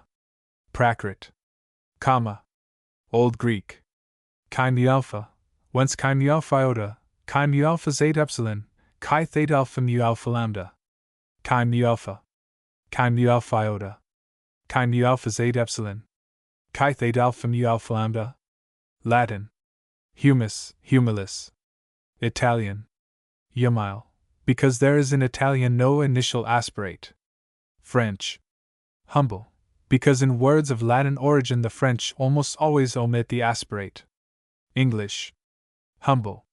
And here it may be observed that humilis never had, except in the Vulgate and in ecclesiastical writers, the metaphorically Christian sense to which its derivatives in modern tongues are generally confined, and to which I believe the Gaelic umhul to be strictly confined.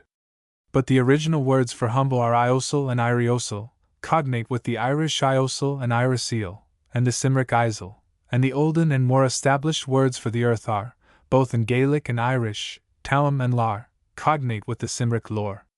All these facts lead to a reasonable suspicion that umhul, and umhailtias, an evident naturalization of a Latin word, are all derived from Latin at a comparatively recent date, as certainly as humile, humiled, humble, and humble are, and in the same Christian sense. The omission of an aspirate in the Gaelic word is then easily accounted for, without supposing it not to exist in other languages, and for this very simple reason, that no Gaelic word commences with h. There are some Celtic roots undoubtedly in the Latin language.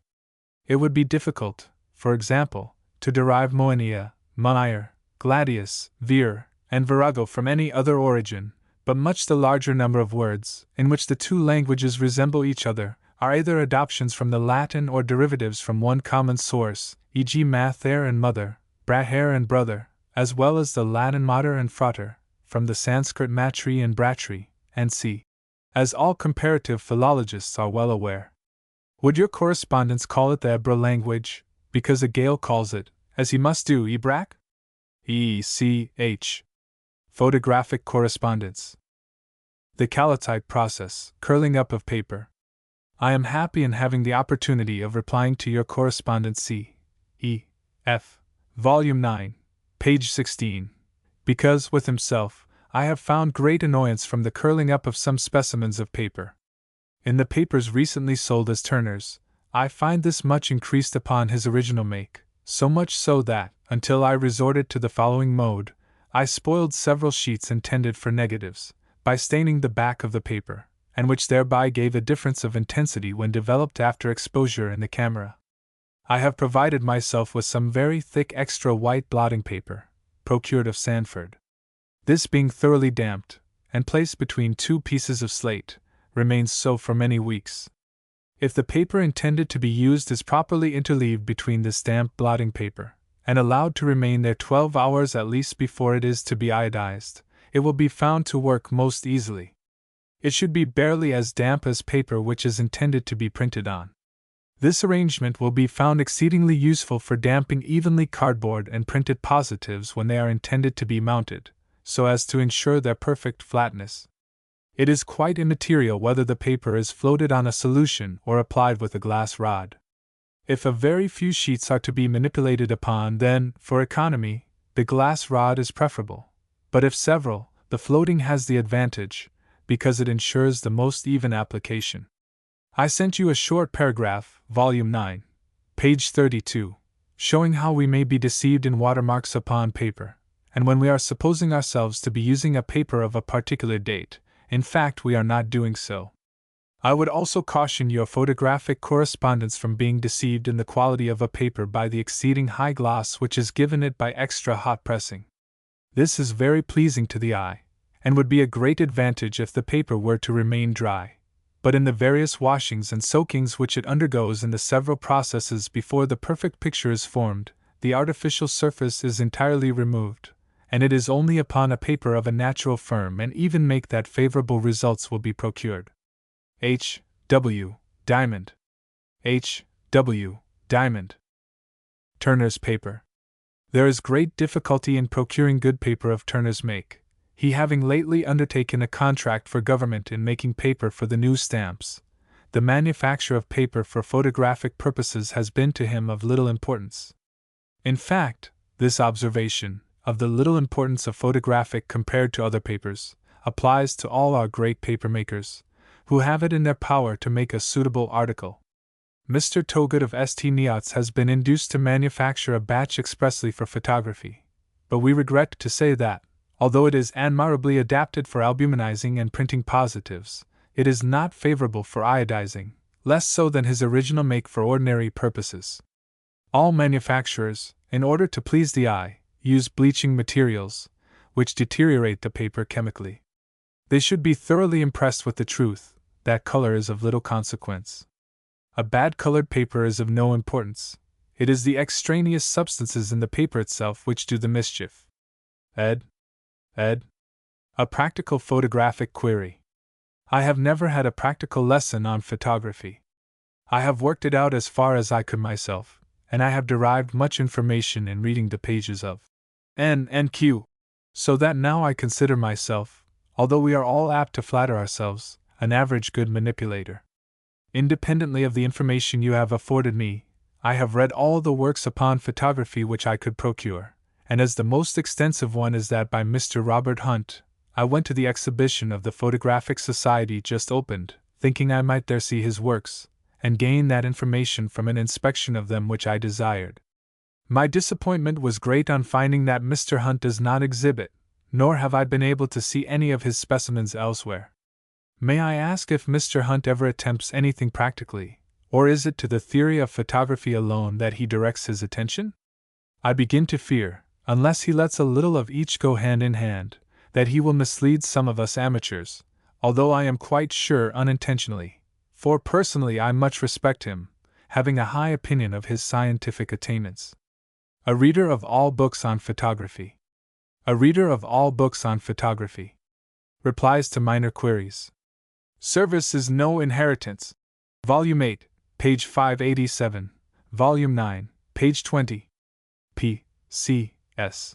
S. Confesses that he is vulgar enough to take great delight in Swift's directions to servants, a taste which he had once the good fortune of hearing avowed by no less a man than Sir W. Scott himself. G. M. T., who, Volume 8, page 587, quotes the Waverley novels for the use of the phrase, "Service is no inheritance," will therefore scarcely be surprised to find that it occurs frequently in Swift's directions, and especially in those to the housemaid. Chapter 10, Quod Vide. P.C.S.S. Francis Brown, Volume 8, page 639. It is not stated in the general pedigrees when or where he died, whether single or married. His sister Elizabeth died unmarried, Anno v. 27, 1662, and his elder brother, Sir Henry Brown of Kiddington, in 1689. A reference to their wills, if proved, might afford some information if he, Francis, survived either of these dates. The will of Sir Henry Knollys, of Grove Place, Hants, the grandfather, might be referred to with the same view, and the respective registers of Kiddington and Grove Place. G. Catholic Bible Society, Volume 8, page 494. Mr. Cotton will find some account of this society, the only one I know of, in Bishop Milner's Supplementary Memoirs of the English Catholics, published in the year 1820, page 239. It published a stereotype edition of the New Testament without the usual distinction of verses, and very few notes.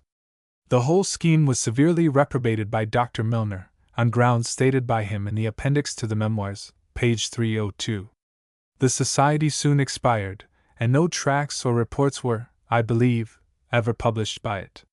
The correspondence between Mr. Charles Butler and Mr. Blair will be found in the Gentleman's Magazine for the year 1814. Mr. Cotton. S. Fitzroy Street. Legal Customs, Volume 9, page 20.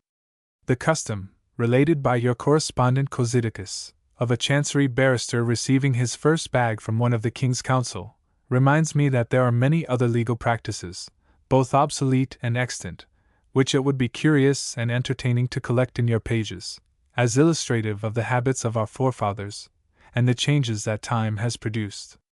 I recognize many among your coadjutors who are well able to contribute, either from tradition or personal experience, something that is worth recording, and thus by their mutual communications to form a collection that would be both interesting and useful. Let me commence the heap by depositing the first stones. Cosydicus.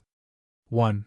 My father has informed me that in his early years it was the universal practice for lawyers to attend the theatre on the last day of term. This was at a period when those who went into the boxes always wore swords. 2.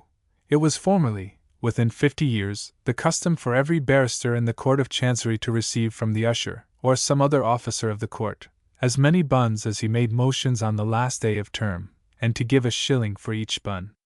Edward Foss. Edward Foss. Silo, Volume 8, page 639. The word silo is derived from the Celtic seol, grain, and am, a cave, silom, pronounced Shilu, a grain cave. Underground excavations have been discovered in various parts of Europe, and it is probable that they were really used for storing grain, and not for habitations, as many have supposed. Fraz. Crossley. Fraz. Crossley.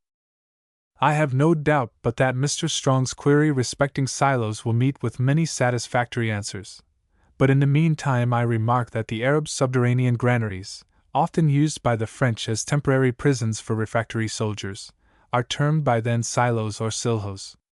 Mr. Strong's. G. H. K. Laurie on Finance, Volume 8, page 491. A treatise on finance, under which the general interests of the British Empire are illustrated, comprising a project for their improvement, together with a new scheme for liquidating the national debt. By David Laurie 8vo, London, 1815. Anon. Anon. David's Mother, Volume 8, page 539. The following comment on this point is taken from Volume 1, page 203. Of the Rev. Gilbert Burrington's arrangement of the genealogies of the Old Testament and Apocrypha, London, 1836, a learned and elaborate work. In 2 Sam. 17:25, Abigail is said to be the daughter of Naash, and sister to Zeruiah, Joab's mother, but in 1 Chron. 2:16, both Zeruiah and Abigail are said to be the daughters of Jesse. We must conclude, therefore, with Capel, either that the name, Naash, in 2 Sam.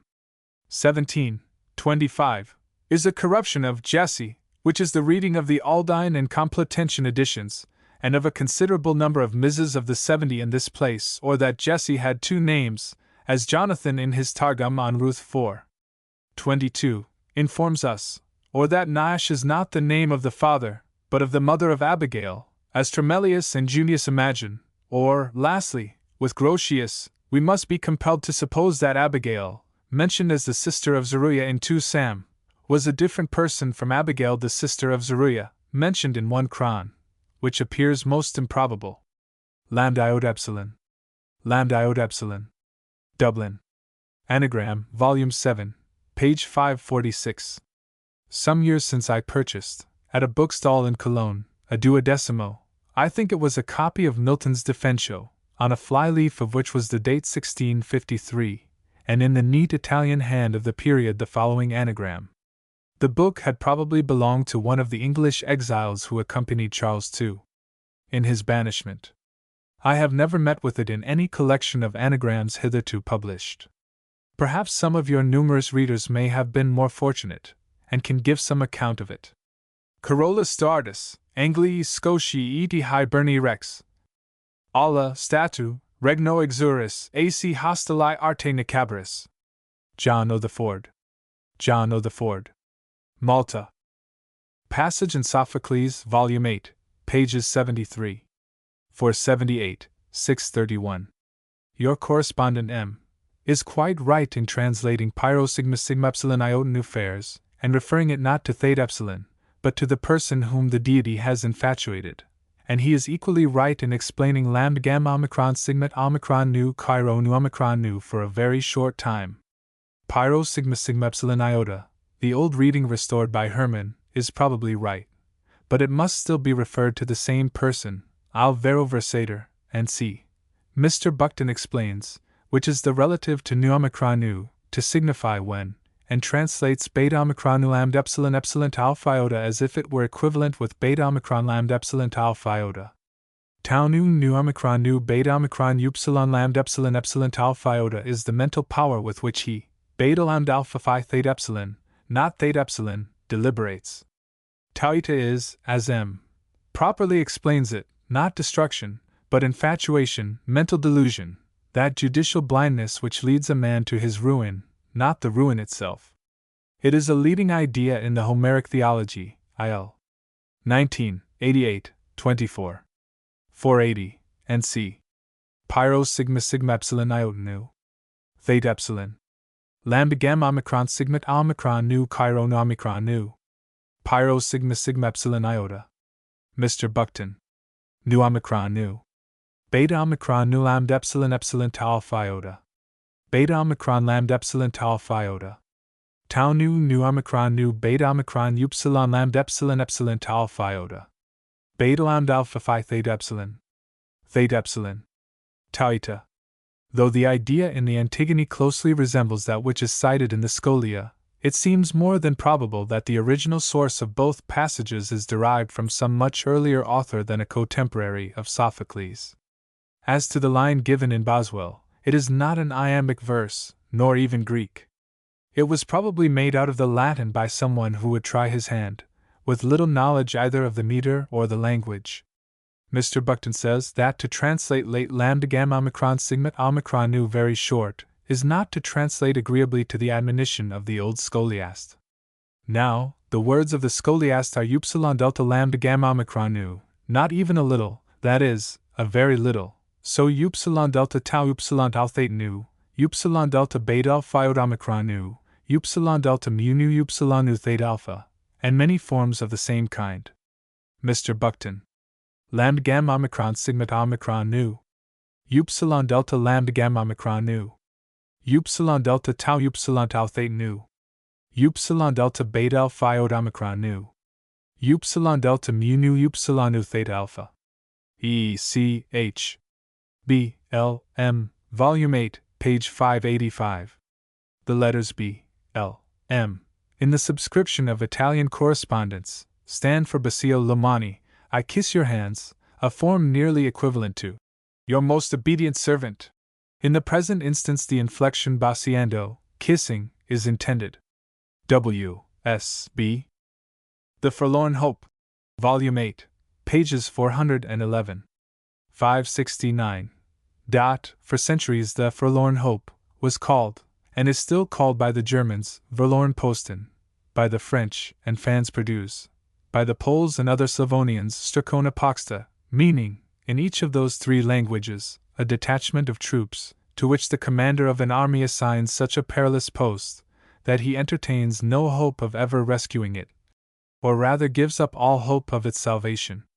In detaching these men, he is conscious of the fate that awaits them, but he sacrifices them to save the rest of his army, i.e., he sacrifices a part for the safety of the whole.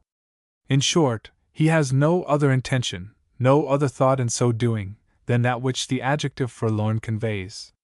Thus, for instance, in Spain, a detachment of 600 students volunteered to become a forlorn hope, in order to defend the passage of a bridge at Burgos, to give time to an Anglo-Spanish corps, which was thrown into disorder, and closely pursued by a French corps of 18,000 men, to rally. The students all, to the last man, perished, but the object was attained.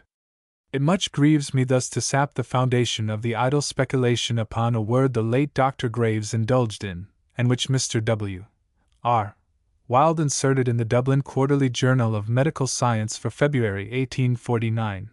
But on the other hand, I rejoice to have had the opportunity of endeavoring to destroy the very erroneous supposition that Lord Byron had fallen into an error in his beautiful line, "The full of hope, misnamed forlorn." What the late Dr. Graves meant by Haupt or Hope, for head, I am at a loss to conceive. Haupt, in German, it is true, means head, but in speaking of a small body of men, marching at the head of an army, no German would ever say Haupt, but Spitze. As to hope, another word for head, I know not from what language he took it, certainly not from the Saxon, for in that tongue head was called Hefad, Hegd, or Heft, whilst hope was called Hopa, not hope. C. S., an old soldier. Oak Cottage, Coniston, Lancashire. Two brothers of the same Christian name, Volume 8, page 338. I have recently met with another instance of this peculiarity. John Upton, of Trelaske, Cornwall, an ancestor of the Uptons of Inksmire Hall, Westmoreland, had two sons, living in 1450, to both of whom he gave the Christian name of John. The elder of these alike named brothers is stated by Burke, in his History of the Landed Gentry, to have been the father of the learned Dr. Nicholas Upton, Canon of Salisbury and Wells, and afterwards of St. Paul's, one of the earliest known of our authors on heraldic subjects. The desire of the elder Upton to perpetuate his own Christian name may in some way account for this curious eccentricity. T. Hughes. T. Hughes. Chester. Passage in Watson, Volume 8, page 587. Your correspondent G. asks, whence Bishop Watson took the passage. Siri ubi aliquid invenire passes, ea dema maxima pars eruditionis est. In the account of conference between Spalato and Bishop Overall, preserved in Gutch's Collectanea Curiosa, and printed in the Anglo-Catholic Library, Cosen's Works, Volume 4. Page 470, the same sentiment is thus expressed. By keeping Bishop Overall's library, he, Cosen, began to learn, quanta pars eruditionis erat bonus nas auctors, which was the saying of Joseph Scaliger. Can any of your correspondents trace the words in the writings of Scaliger? J. Sansom. J. Sansom. Derivation of Mamet, Volume 8, page 515.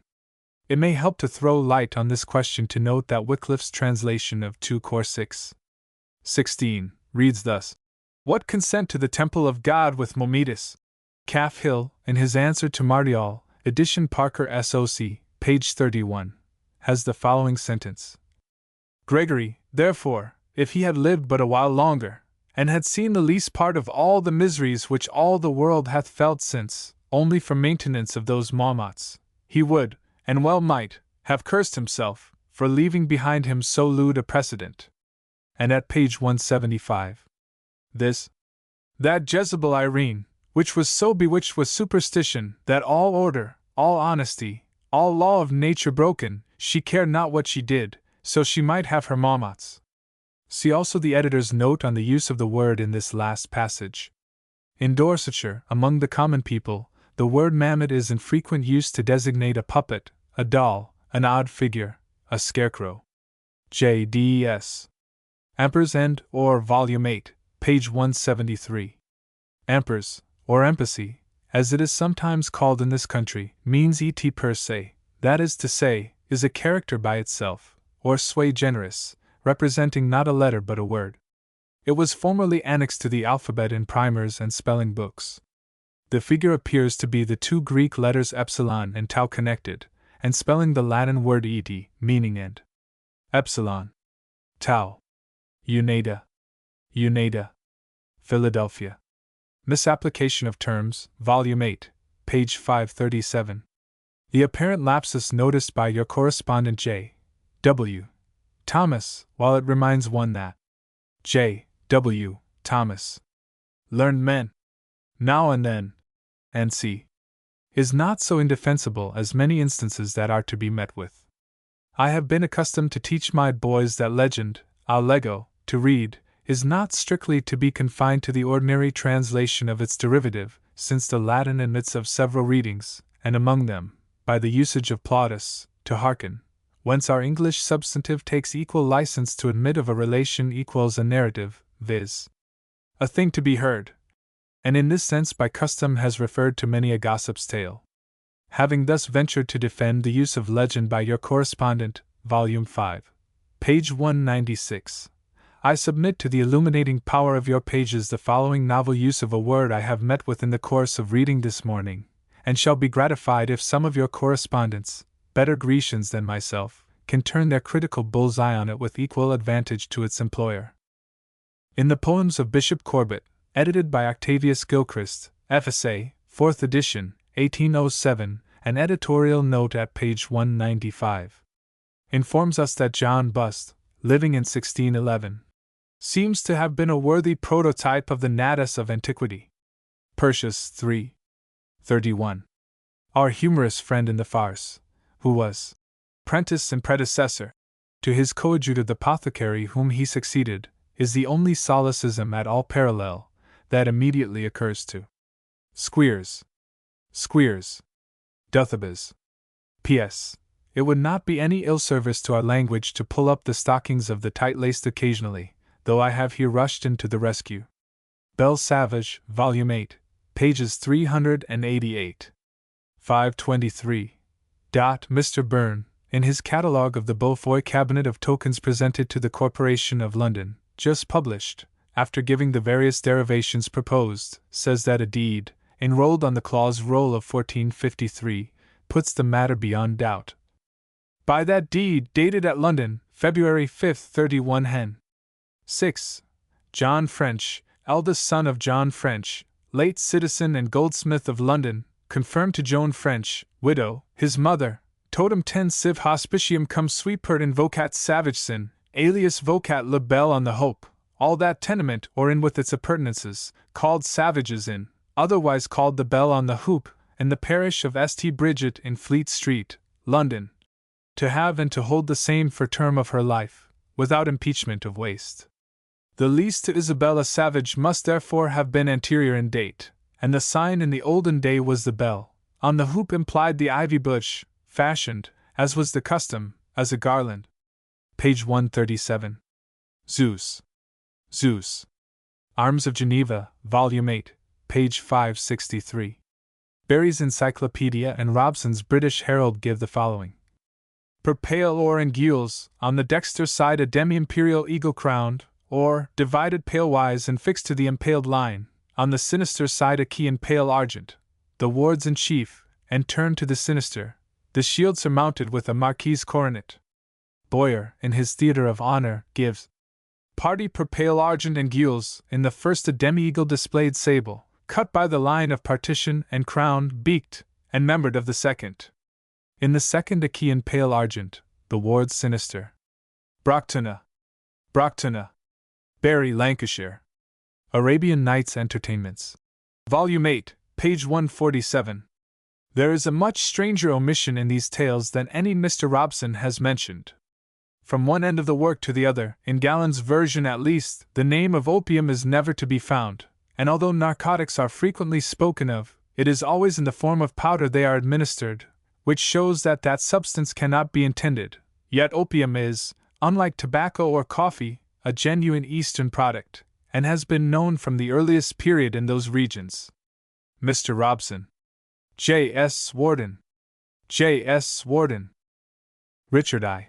Volume 8, page 72. I presume that the Richard I. of the tablet is the Richard, King of England, who figures in the Roman calendar on the February 7th, but who, if he ever existed, was not even monarch of any of the petty kingdoms of the Heptarchy, much less of all England. However, not to go farther with a subject which might lead to polemical controversy, surely Mr. Lucas is aware that a new series of kings began to be reckoned from the Conquest, and that 3 Edwards, who had much more right to be styled kings of England than Richard could have possibly had, are not counted in the number of kings of that name. The reason was, I believe, that these princes, although the paramount rulers of the country, styled themselves much more frequently kings of the West Saxons than kings of England. Mr. Lucas. J. S. Warden. J. S. Warden. Lord Clarendon and the Tubwoman, Volume 7, page 211. I regret having omitted, when found, to make a note of the number of Chambers' Edinburgh Journal in which I met with the anecdote referred to about Sir Thomas Aylesbury, which is given at considerable length, and having lent my set of Chambers to a friend at a distance, I cannot at present furnish the reference required, but L. will find it in one of the volumes between 1838 and 1842 inclusive. I do not recollect that the periodical writer gave his authority for the tale, but while it may very possibly be true as regards the wife of Sir Thomas Aylesbury, it is evident that his daughter, a wealthy heiress, could never have been in such a position, and it is not recorded that Lord Clarendon had any other wife. J. S. Warden. J. S. Warden. Odes, Volume 8, page 605. Archbishop Whitgift, in a sermon before Queen Elizabeth, thus addresses her.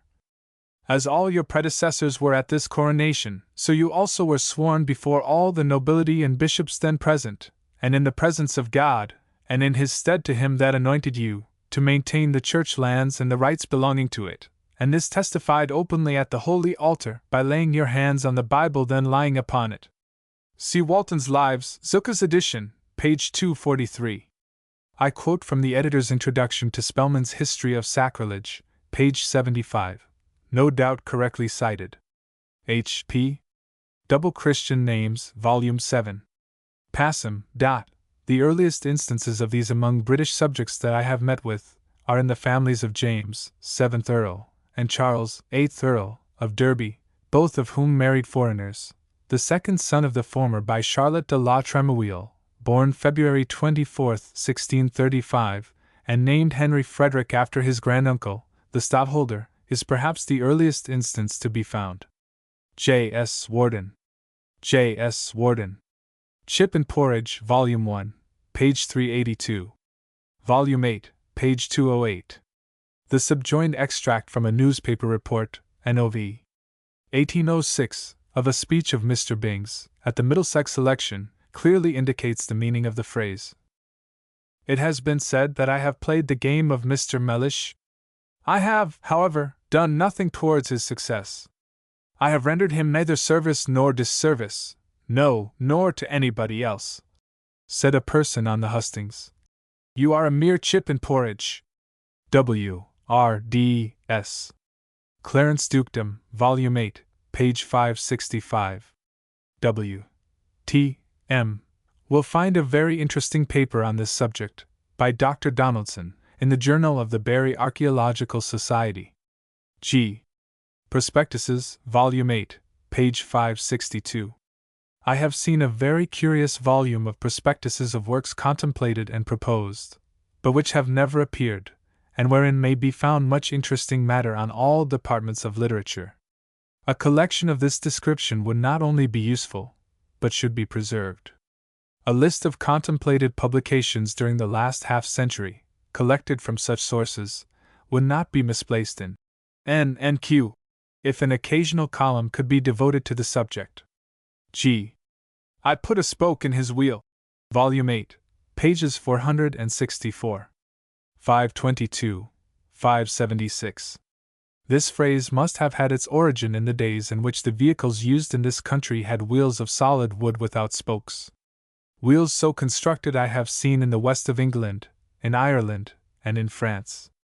A recent traveler in Moldawallachia relates that the people of the country go from place to place mounted on horses, buffaloes, or oxen, but among the boyards it is fashionable to make use of a vehicle which holds a position in the scale of conveyances a little above a wheelbarrow and little below a dung-cart. It is poised on 4 wheels of solid wood of 2 feet diameter, which are more or less rounded by means of an axe. A vehicle used in the cultivation of the land on the slopes of the skirts of Dartmoor in Devonshire has 3 wheels of solid wood. It resembles a huge wheelbarrow, with 2 wheels behind, and 1 in front of it, and has 2 long handles like the handles of a plough, projecting behind for the purpose of guiding it.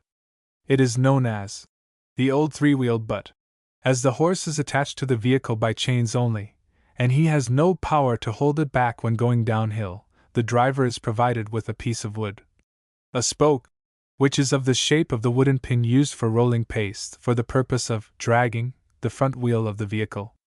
This he effects by thrusting the spoke into one of the 3 round holes made in the solid wheel for that purpose.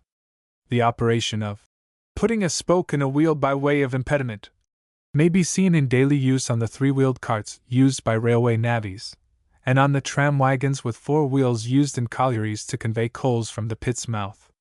N.W.S. Miscellaneous Notes on Books, etc. Every lover of Goldsmith, and who ever read 1 page of his delightful writings without admiring the author and loving the man, for shortness call Noel, who wrote like an angel, but talked like poor Poll, must be grateful to Mr. Murray for commencing his new series of the British classics with the works of Oliver Goldsmith, edited by Peter Cunningham. FSA. The series is intended to be distinguished by skillful editorship, beautiful and legible type, fine paper, compactness of bulk, and economy of price. Accordingly, these handsome library volumes will be published at 7s. 60 each. If Mr. Murray has shown good tact in choosing Goldsmith for his first author, he has shown equal judgment in selecting Mr. Cunningham for his editor. Our valued correspondent, it is well known, and will be proved to the world when he gives us his new edition of Johnson's Lives of the Poets, which by the by is to be included in this series of Murray's British Classics, has long devoted himself to the history of the lives and writings of the poets of the past century. But in the present instance Mr. Cunningham has had peculiar advantages. Besides his own collections for an edition of Goldsmith, he has had the free and unrestricted use of the collections formed for the same purpose by Mr. Forster and Mr. Corney, a liberality on the part of those gentlemen which deserves the recognition of all true lovers of literature. With such aid as this, and his own industry and ability to boot, it is little wonder that Mr. Cunningham has been able to produce under Mr. Murray's auspices the best, handsomest, and cheapest edition of Goldsmith which has ever issued from the press. Of all the critics of Mr. D'Ody's peerage, baronetage, and knightage of Great Britain and Ireland, Mr. D'Ody is himself at once the most judicious and unsparing, and the consequence is, that every year he reproduces his admirable compendium with some additional feature of value and interest. For instance, in the volume for 1854, which has just been issued, we find, among many other improvements, that, at a very considerable cost, the attempt made in 1852 to ascertain and record the birthplace of every person who is the possessor, or the next heir, of any title of honor, has been renewed and extended with such success, that many hundred additional birthplaces are now recorded, and the unknown remnant has become unimportant. These statements are perfectly new and original, acquired from the highest sources in each individual case, and wholly unprecedented in the production of peerage books. Books in odd volumes. Wanted to purchase. Companion to the Almanac? All published. Companion to the Almanac? Isaac Taylor's Physical Theory of Another Life. Isaac Taylor's Physical Theory of Another Life. Asterisk letters, stating particulars and lowest price, carriage free, to be sent to Mr. Bell, publisher of Notes and Queries, 186, Fleet Street. Mr. Bell. Particulars of price, N.C., of the following books to be sent direct to the gentlemen by whom they are required, and whose names and addresses are given for that purpose. A Sermon on Knowledge. By Rev. H. J. Rose. London. 1826. A Sermon on Knowledge. Letters by Catholicus on Sir Robert Peel's Tamworth Address. London. 1841. Letters by Catholicus. Kircher's Musurgia Universalis. Rome, 1650. 2 tomes in 1. Folio.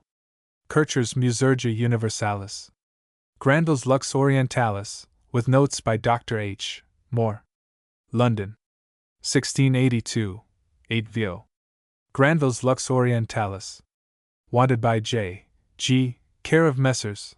Ponsonby, booksellers, Grafton Street, Dublin. Selden's Works by Wilkins. Folio. Volume 3. Part 2. 1726. Selden's Works. Bishop Gaudin, the author of Icon Basilique, by Dr. Todd. 8 vo. A pamphlet.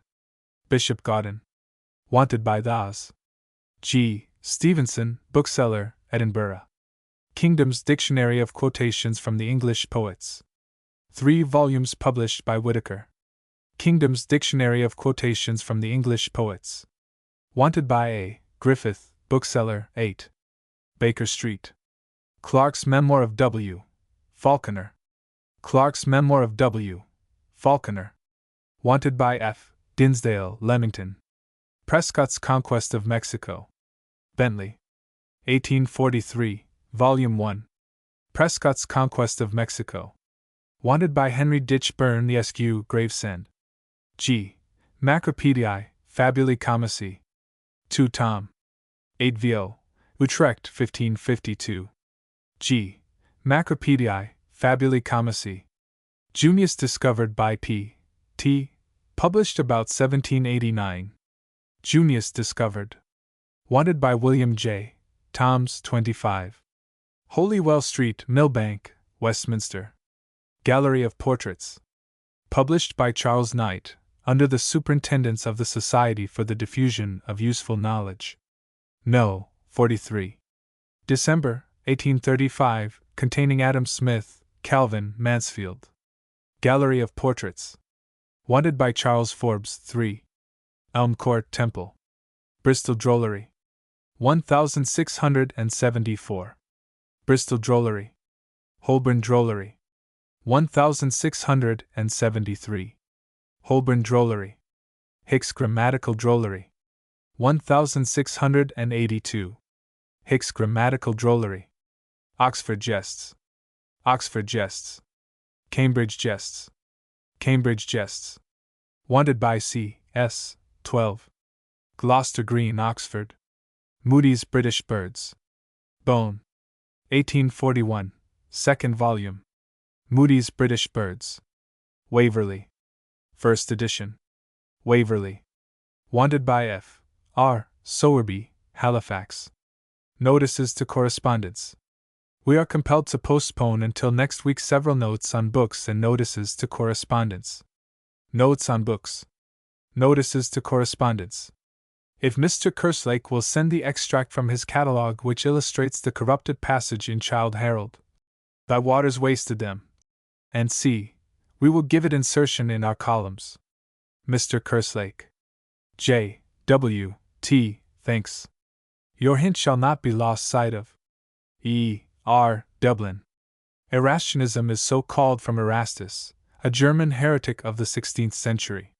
See, for farther particulars, Hook's Church Dictionary S. V. A priest. We do not like to insert this inquiry without being able to give our readers a specific reference to some paper containing the advertisement. Will he enable us to do so? A priest. A. B. Glasgow. This correspondent appears to have fallen into an error. On reference, he will find Ether Not Washed as recommended, Volume 6, page 277, 2 NDLY. If he varnishes his pictures with amber varnish, Volume 7, page 562, previous to the application of the black varnish, which should be black lacquer and not Brunswick black, then he will succeed. Courtesy demands a reply, but we must beg a more careful reading of our recommendations, which will save him much disappointment. Photo Inquirer. Restoring Old Collodion.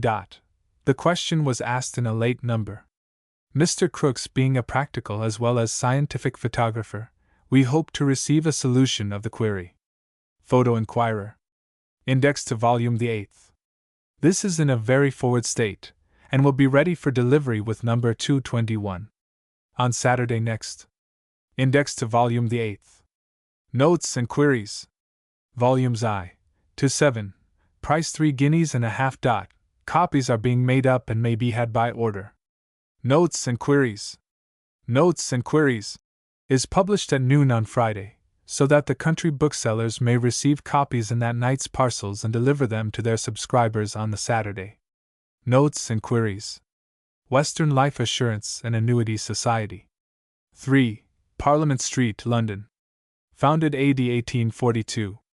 Directors: H. E. Bicknell, ESQT, S. Cox, June, ESQ, MPG, H. Drew, ESQW, Evans, ESQW, Freeman, ESQF, Fuller, ESQJ, H. Goodhart, ESQ, T. Gristle, ESQJ, Hunt, ESQJ, A. Lethbridge, ESQE, Lucas, ESQJ, Liz Seeger, ESQJ, B. White, ESQJ, Carter Wood, ESQ. Trustees: W. Waitley, ESQ, QC, George Drew, ESQ, T. Gristle, ESQ. Physician: William Rich. Basham, MD. Bankers. Messrs. Cox, Biddulph and Company, Charing Cross. Valuable privilege. Policies effected in this office do not become void through temporary difficulty in paying a premium, as permission is given upon application to suspend the payment at interest, according to the conditions detailed in the prospectus. Specimens of rates of premium for assuring 100L, with a share in 3/4 of the profits. Age: S. D. Age: S. D. 17. 1. 14. 4. 32. 2. 10. 8. 22. 1. 18. 8. 37. 2. 18. 6. 27. 2. 4. 5. 42. 3. 8. 2. Arthur Scratchley, M.A. FRAS, Actuary. Now ready, price 10s. 60. Second edition, with material additions, Industrial Investment and Emigration, being a treatise on benefit building societies, and on the general principles of land investment, exemplified in the cases of freehold land societies, building companies, and c. with a mathematical appendix on compound interest and life assurance. By Arthur Scratchley, M.A., Actuary to the Western Life Assurance Society, 3. Parliament Street, London. Policyholders in other companies, and intending assurers generally, are invited to examine the rates, principles, and progress of the Scottish Provident Institution, the only society in which the advantages of mutual assurance can be secured by moderate premiums. Established 1837. Number of policies issued 6,400, assuring upwards of 2.5 millions. Full reports and every information had free on application. Asterisk policies are now issued free of stamp duty, and attention is invited to the circumstance that premiums payable for life assurance are now allowed as a deduction from income in the returns for income tax. George Grant. Resident Section London Branch 12. Moorgate Street. Bennett's Model Watch, as shown at the Great Exhibition, No. 1. Class X. In gold and silver cases, in 5 qualities, and adapted to all climates, may now be had at the Manufactory, 65. Cheapside. Superior gold London-made patent levers, 17, 15, and 12 guineas. Ditto, in silver cases, 8, 6, and 4 guineas. First-rate Geneva levers, in gold cases, 12, 10, and 8 guineas. Ditto in silver cases, 8, 6, and 5 guineas. Superior lever, with chronometer balance, gold, 27, 23, and 19 guineas. Bennett's pocket chronometer, gold, 50 guineas, silver 40 guineas. Every watch skillfully examined, timed, and its performance guaranteed. Barometers 2L, 3L, and 4L. Thermometers from 1S, each. Bennett. Watch, clock, and instrument maker to the Royal Observatory, the Board of Ordnance, the Admiralty, and the Queen. 65. Cheapside. Xyloiodide of silver, exclusively used at all the photographic establishments. The superiority of this preparation is now universally acknowledged. Testimonials from the best photographers and principal scientific men of the day warrant the assertion that hitherto no preparation has been discovered which produces uniformly such perfect pictures, combined with the greatest rapidity of action. In all cases where a quantity is required, the 2 solutions may be had at wholesale price in separate bottles, in which state it may be kept for years, and exported to any climate. Full instructions for use. Caution. Each bottle is stamped with a red label bearing my name, Richard W. Thomas, Chemist, 10. Pall Mall, to counterfeit which is felony. Caution. Cyanogen soap, for removing all kinds of photographic stains. The genuine is made only by the inventor, and is secured with a red label bearing this signature and address, Richard W. Thomas, Chemist, 10. Pall Mall, manufacturer of pure photographic chemicals, and may be procured of all respectable chemists, in pots at 1s, 2s, and 3s, 60, each, through Messrs.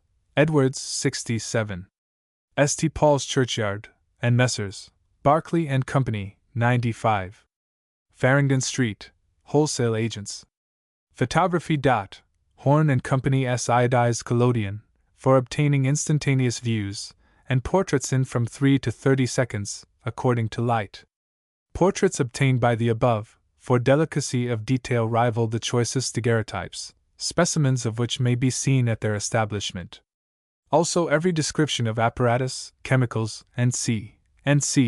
used in this beautiful art, 123 and 121. Newgate Street. Photographic cameras. Otwell's registered double-bodied folding camera is superior to every other form of camera, for the photographic tourist, from its capability of elongation or contraction to any focal adjustment, its portability, and its adaptation for taking either views or portraits. The trade supplied. Every description of camera, or slides, tripod stands, printings frames, and c. may be obtained at his manufactory, Charlotte Terrace, Barnsbury Road, Islington. New inventions, models, and c. made to order or from drawings. Improvement in collodion. J. B. Hock and Company, Chemists, 289. Strand, have, by an improved mode of iodizing, succeeded in producing a collodion equal, they may say superior, in sensitiveness and density of negative, to any other hitherto published, without diminishing the keeping properties and appreciation of half-tint for which their manufacture has been esteemed. Apparatus, pure chemicals, and all the requirements for the practice of photography. Instruction in the art. The collodion and positive paper process. By J. B. Hocken. Price 1s, per post 1s 2d. Photography. A complete set of apparatus for 4L, 4s, containing an expanding camera, with warranted double achromatic adjusting lenses, a portable stand, pressure frame, leveling stand, and baths, complete. Portrait lenses of double achromatic combination, from 1L, 12s, 6d. Landscape lenses, with rack adjustment, from 25s.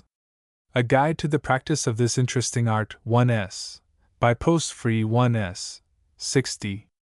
French polished mahogany stereoscopes, from 10s, 6d. A large assortment of stereoscopic pictures for the same in daguerreotype, calotype, or albumen, at equally low prices. Achromatic microscopes. Beautifully finished achromatic microscope, with all the latest improvements and apparatus, complete, from 3L, 15s, at C. Baker's Optical and Mathematical Instrument Warehouse, 244. High Holborn, opposite Day and Martin's. Allen's Illustrated Catalogue, containing size, price, and description of upwards of 100 articles consisting of portmanteaus, traveling bags, ladies' portmanteaus, dispatch boxes, writing desks, dressing cases, and other traveling requisites, gratis on application or sent free by post on receipt of 2 stamps. Messrs. Allen's registered dispatch box and writing desk, their traveling bag with the opening as large as the bag, and the new portmanteau containing 4 compartments, are undoubtedly the best articles of the kind ever produced. J. W. and T. Allen 18 and 22. West Strand. Heel and Son's eiderdown quilt is the warmest, the lightest, and the most elegant covering for the bed, the couch, or the carriage, and for invalids, its comfort cannot be too highly appreciated.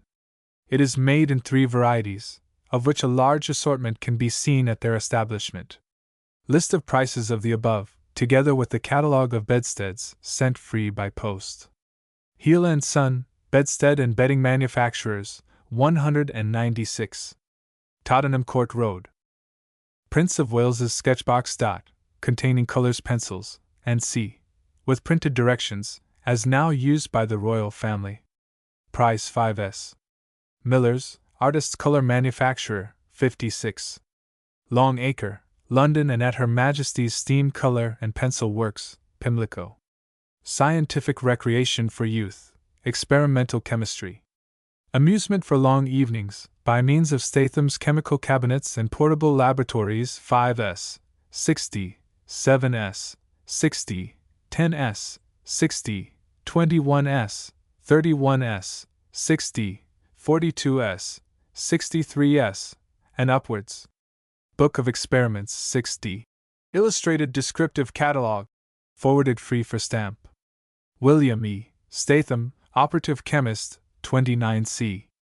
Rotherfield Street, Islington, London, and of chemists and opticians everywhere. Do you bruise your oats yet? New Oat Crushers 2L, 15s, 60, ditto 2L, 5s, 60, Chaff Cutters 1L, 7s, 60, ditto 2L, 19s, 60, Mangles 2L, 10s, 60, Flour Mills 4L, 10s, 60. Mary Wedlake and Company, 118. Fenchurch Street. Spectacles. Every description of spectacles and eyeglasses for the assistance of vision, adapted by means of Smee's optometer, that being the only correct method of determining the exact focus of the lenses required, and of preventing injury to the sight by the use of improper glasses. Bland and Long, Opticians, 153. Fleet Street, London. The Camden Society. For the publication of early historical and literary remains, The Camden Society is instituted to perpetuate and render accessible whatever is valuable, but at present little known, amongst the materials for the civil, ecclesiastical, or literary history of the United Kingdom, and it accomplishes that object by the publication of historical documents, letters, ancient poems, and whatever else lies within the compass of its designs, in the most convenient form, and at the least possible expense consistent with the production of useful volumes. The subscription to the Society is 1l. per annum, which becomes due in advance on the first day of May in every year, and is received by Messrs. Nichols, 25, Parliament Street, or by the several local secretaries. Members may compound for their future annual subscriptions by the payment of 10l, over and above the subscription for the current year. The compositions received have been funded in the 3% consols to an amount exceeding 900l. No books are delivered to a member until his subscription for the current year has been paid. New members are admitted at the meetings of the Council held on the first Wednesday in every month. The publications for the year 1851-2 were 52. Privy Purse Expenses of Charles II and James II. Edited by J. Y. Ackerman Esq. Section S.A. 53. The Chronicle of the Grey Friars of London. Edited from a MS. In the Cottonian Library by J. Gough Nichols Esq. FSA. 54. Promptorium, an English and Latin dictionary of words in use during the 15th century, compiled chiefly from the Promptorium Parvulorum. By Albert Way. Esq. M.A., FSA Volume 2. M2R. Now ready. Books for 1852-3. 55. The second volume of the Camden Miscellany, containing 1. Expenses of John of Brabant, 1292-3. 2. Household Accounts of Princess Elizabeth, 1551-2. 3. Request and Suite of a True-Hearted Englishman, by W. Calmely, 1553. 4. Discovery of the Jesuits' College at Clerkenwell, 1627-8. 5. Trelawney Papers, 6. Autobiography of Dr. William Taswell. Now ready for delivery to all members not in arrear of their subscription. 56. The Verney Papers. A selection from the correspondence of the Verney family during the reign of Charles I, to the year 1639. From the originals in the possession of Sir Harry Verney, Bart. To be edited by John Bruce, Esq. Tree. Essay. 57. Reguli Inclusorum, the Anchorine Rule. A treatise on the rules and duties of monastic life, in the Anglo-Saxon dialect of the 13th century, addressed to a society of anchorites, being a translation from the Latin work of Simon de Ghent, Bishop of Salisbury. To be edited from Mrs. in the Cottonian Library, British Museum, with an introduction, glossarial notes, and c. by the Rev. James Morton, B.D., Prebendary of Lincoln. Now ready.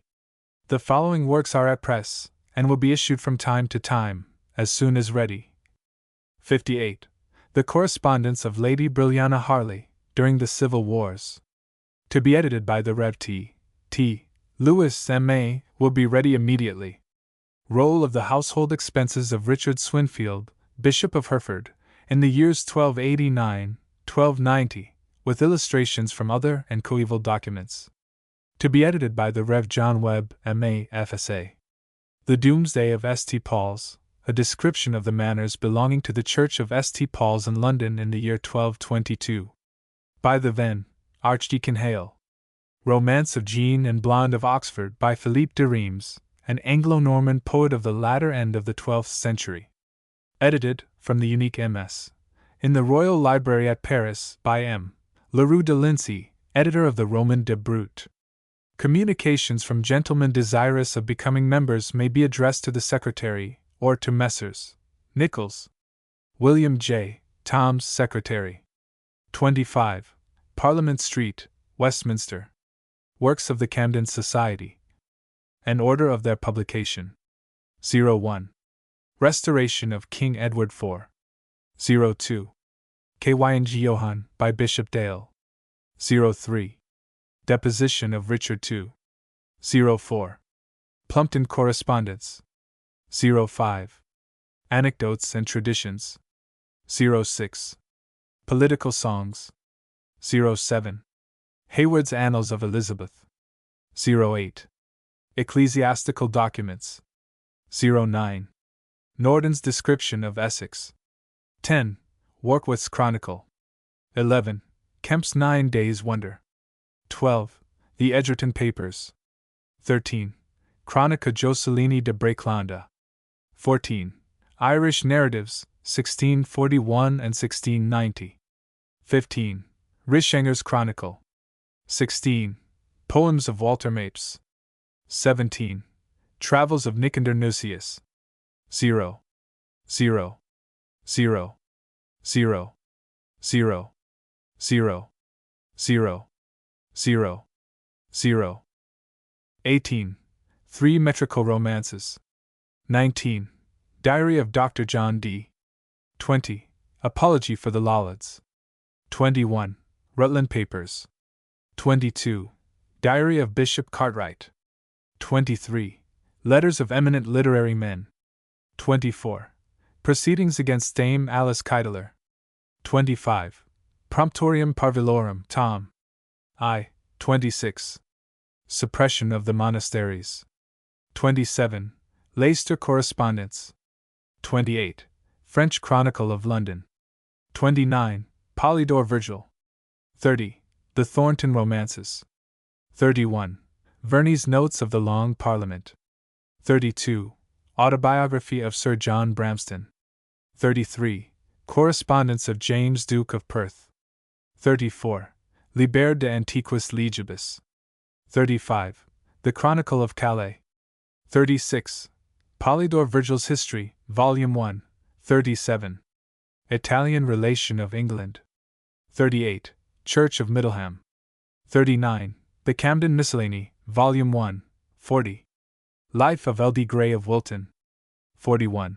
Diary of Walter Young, Esq. 42. Diary of Henry Mackin.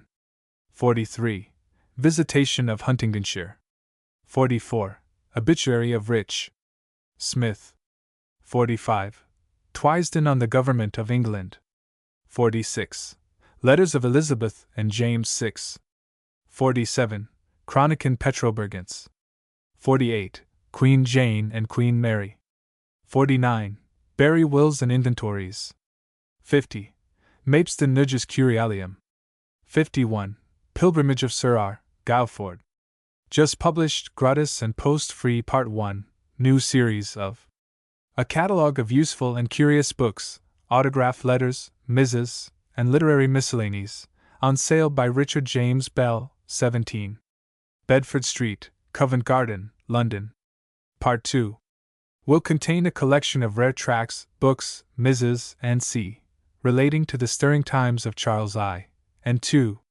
The Gentleman's Magazine for January, being the first part of a new volume, contains the following articles. 1.